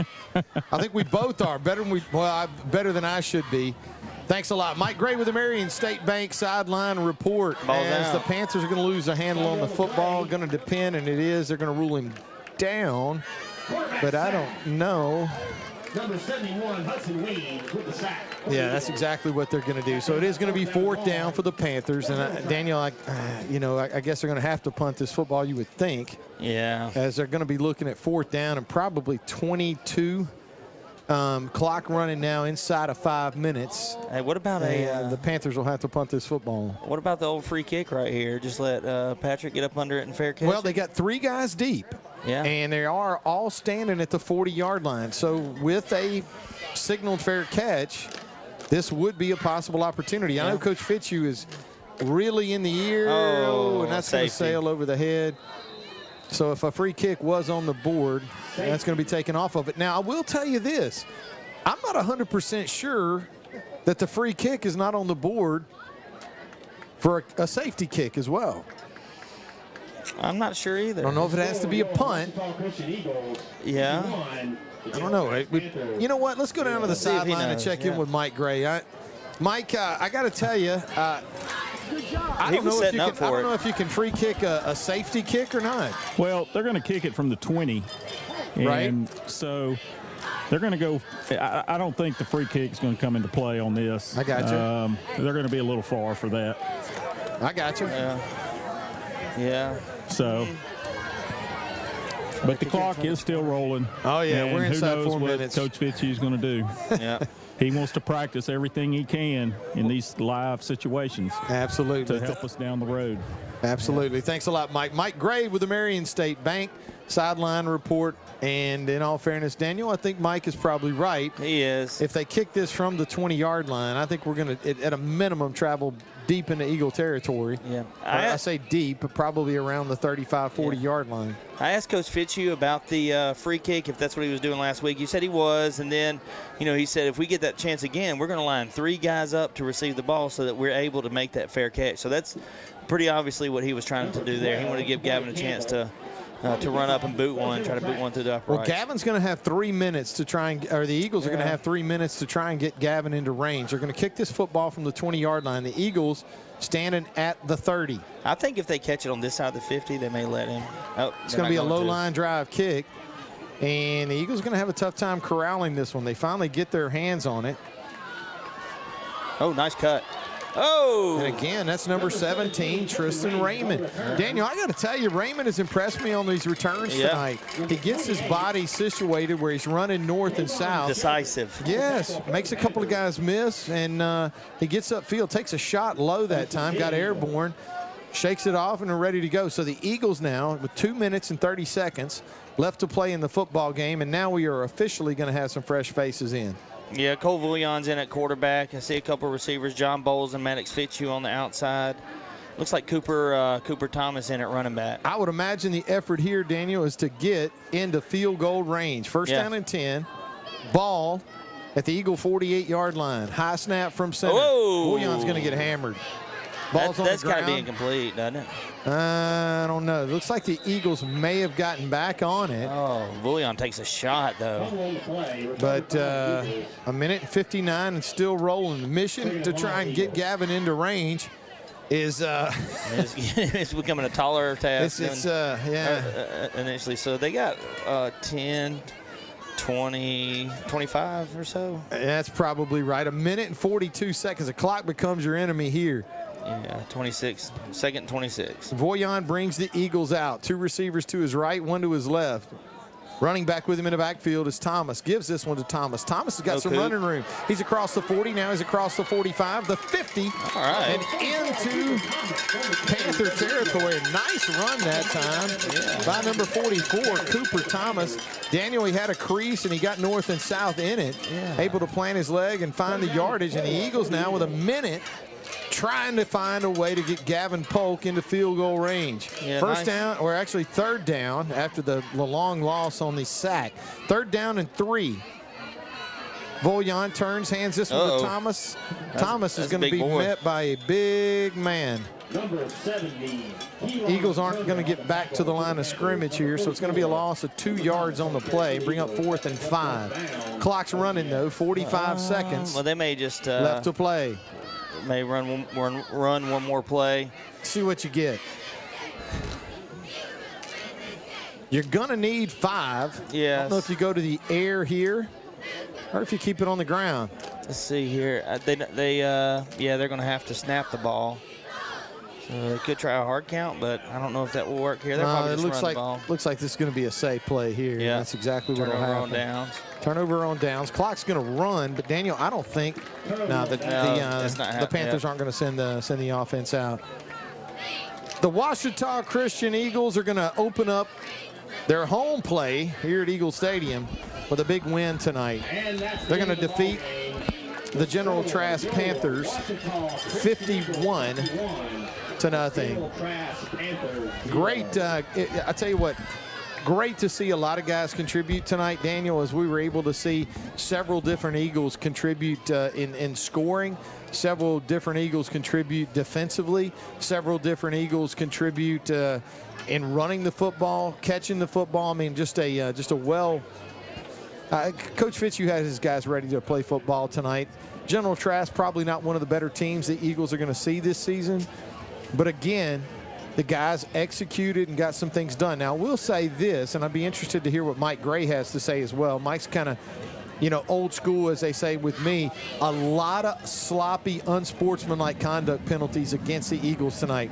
Now, you could argue, maybe 1 or 2 of them were, judgment, but there were several that were just, 15-yard penalties can get you in a bind against the wrong opponents, and you want to try and find ways to teach and make sure that those don't happen. But let's go down to the sideline and check in with Mike Gray and Marion State Bank sideline report. Mike, the Eagles winning this one big tonight. Yeah, and as far as the unsportsmanlike conduct, some things are going to happen. Some of these kids watch the pros. They go in without their arms and just launch themselves, and the referees at this age, they're really going to look for that. I know that the Referee Association has been talking about it a lot, keeping these kids from launching themselves and going in with their helmet. So they're watching for it. They're throwing the flags. Absolutely. And, you know, Mike, I mean, I know those are judgment calls sometimes, and unfortunately you're going to see some of those go where the officials are, you know, I mean, they're going to miss some. But I think when you start talking about leading with your head and that type of thing, you know, I think officials are always going to err on the side of safety. Well, if you'll remember, we compared marks on our helmet to see how many new marks we had at the crown of our helmet after every practice and every game, and see how much color from the other team's helmet was on our helmets from how many times we hit them in the head. So it's come a long way, but they understand it more about concussions and things like that. So they're taking it serious, and as well they should. Absolutely. Thanks a lot, Mike. Mike, great job tonight. Mike Gray with the Marion State Bank Sideline Report. The Ouachita Christian Eagles are going to defeat the General Trass Panthers tonight in a big way, 51-0. The Eagles getting it done on the ground, getting it done in the air. Defense playing really stingy defense tonight as General Trass making a trip over tonight. And I want to say this. I also want to thank the folks from Lake Providence, and I want to thank I want to thank all these Panthers. This was a home game for General Trass over in Lake Providence tonight. They agreed to come here to Eagle Stadium. They're going to take a large portion of the gate back with them to Lake Providence, and I think they get all the gate. It's going to be, I mean, it's going to be a big one tonight as a lot of fans here come out to support Ouachita Christian. A lot of the young men too, the tackle one team, tackle two teams, those kind of things that Coach Fitzhugh does such a great job of spotlighting and making sure that those guys get the recognition that they deserve. Yeah, you see a great display of sportsmanship out there. That's one thing I want to say. Coach Toriano Wells, he's the assistant principal there at General Trass. He's also a city councilman, so he's involved in the community, wants what's best for these kids, and I think that you can see that, like, especially with the sportsmanship tonight on the field, really on both sides. I mean, I would say the only blemish for the Eagles was the penalties. I mean, probably upwards of 80 yards, close to 100 yards of penalties throughout the game. Well, of course, because you talked about how great it was they didn't get any penalties last week and how things were going so well. You put the jinx on them, man, the kibosh. I did, because even some of those ones you just like, man, that's kind of a tough break. The pass interference, that was just a tough break. But the Eagles able to overcome those penalties really with just an offensive outburst. Luke Vadrine with a fantastic night. I don't have his final numbers right here, but he was, well, I don't even think he threw the ball, so he was just under 200 yards. I think only had 3 incompletions tonight, and making Leonard, and then Jude Turner coming in the second half to close it out. A really great job. And that's one thing I like about watching this team. You mentioned at halftime just, how fun this team is to watch and the versatility. Last week it was Vullion with, almost 100 yards receiving. Tonight, Jude Turner goes over 100 yards receiving. And Patrick Turpin has 3 times. I mean, they got weapons. They got a lot of weapons, and they got a guy that really is finding his comfort zone right now. That's what I was going to say. Luke looks comfortable. He does. He looks comfortable back there. So been able to set his feet and throw the football. Now, again, this is a great opportunity to learn. It's a great opportunity to find some things out and figure some things out. But this will not be one of the better teams that the Eagles face. The Eagles district is going to tighten up. They're going to have a date with the Mangum Dragons. We're going to have a date with the Oak Grove Tigers. Hey, watch out for Faraday too. And I can tell you right now, Faraday's got a really good football team over there this year, as evident. But look, this is a football team, and I think everybody knows that at Ouachita Christian, I mean, you do want to do well in the regular season. You want to win football games, but at the end of the day, you're looking for the playoff run, and you're looking at how you can prepare yourself to go against the best in the state of Louisiana. That's right. Tonight, they had to beat the General Trass Panthers, and that's exactly what they did, and they beat them 51-0. A lot of success in just about all aspects of the game. The Eagles are going to win this contest tonight 51-0. All right, here we go, Eagle fans. Here's what you got to be ready for. Next week, where are we going to be? Well, next week we host Delhi here on Friday night. That's exactly right. At 7 o'clock. That's exactly right. But before that, 5:30. Yes. Come up to the school early. Come get your parking spot or whatever. Right. Go to the cafeteria on campus. Booster Club meeting. 5:30. Just because you show up doesn't mean you have to join. But if you're interested about the future for these kids in this school, especially when it comes to being successful in athletics and in academics, join the Booster Club. 5:30. That's right. Friday. 5:30. There you go. There we you got a lot go. of stuff going on between the playoff run. Absolutely. Now the playoff run. Absolutely.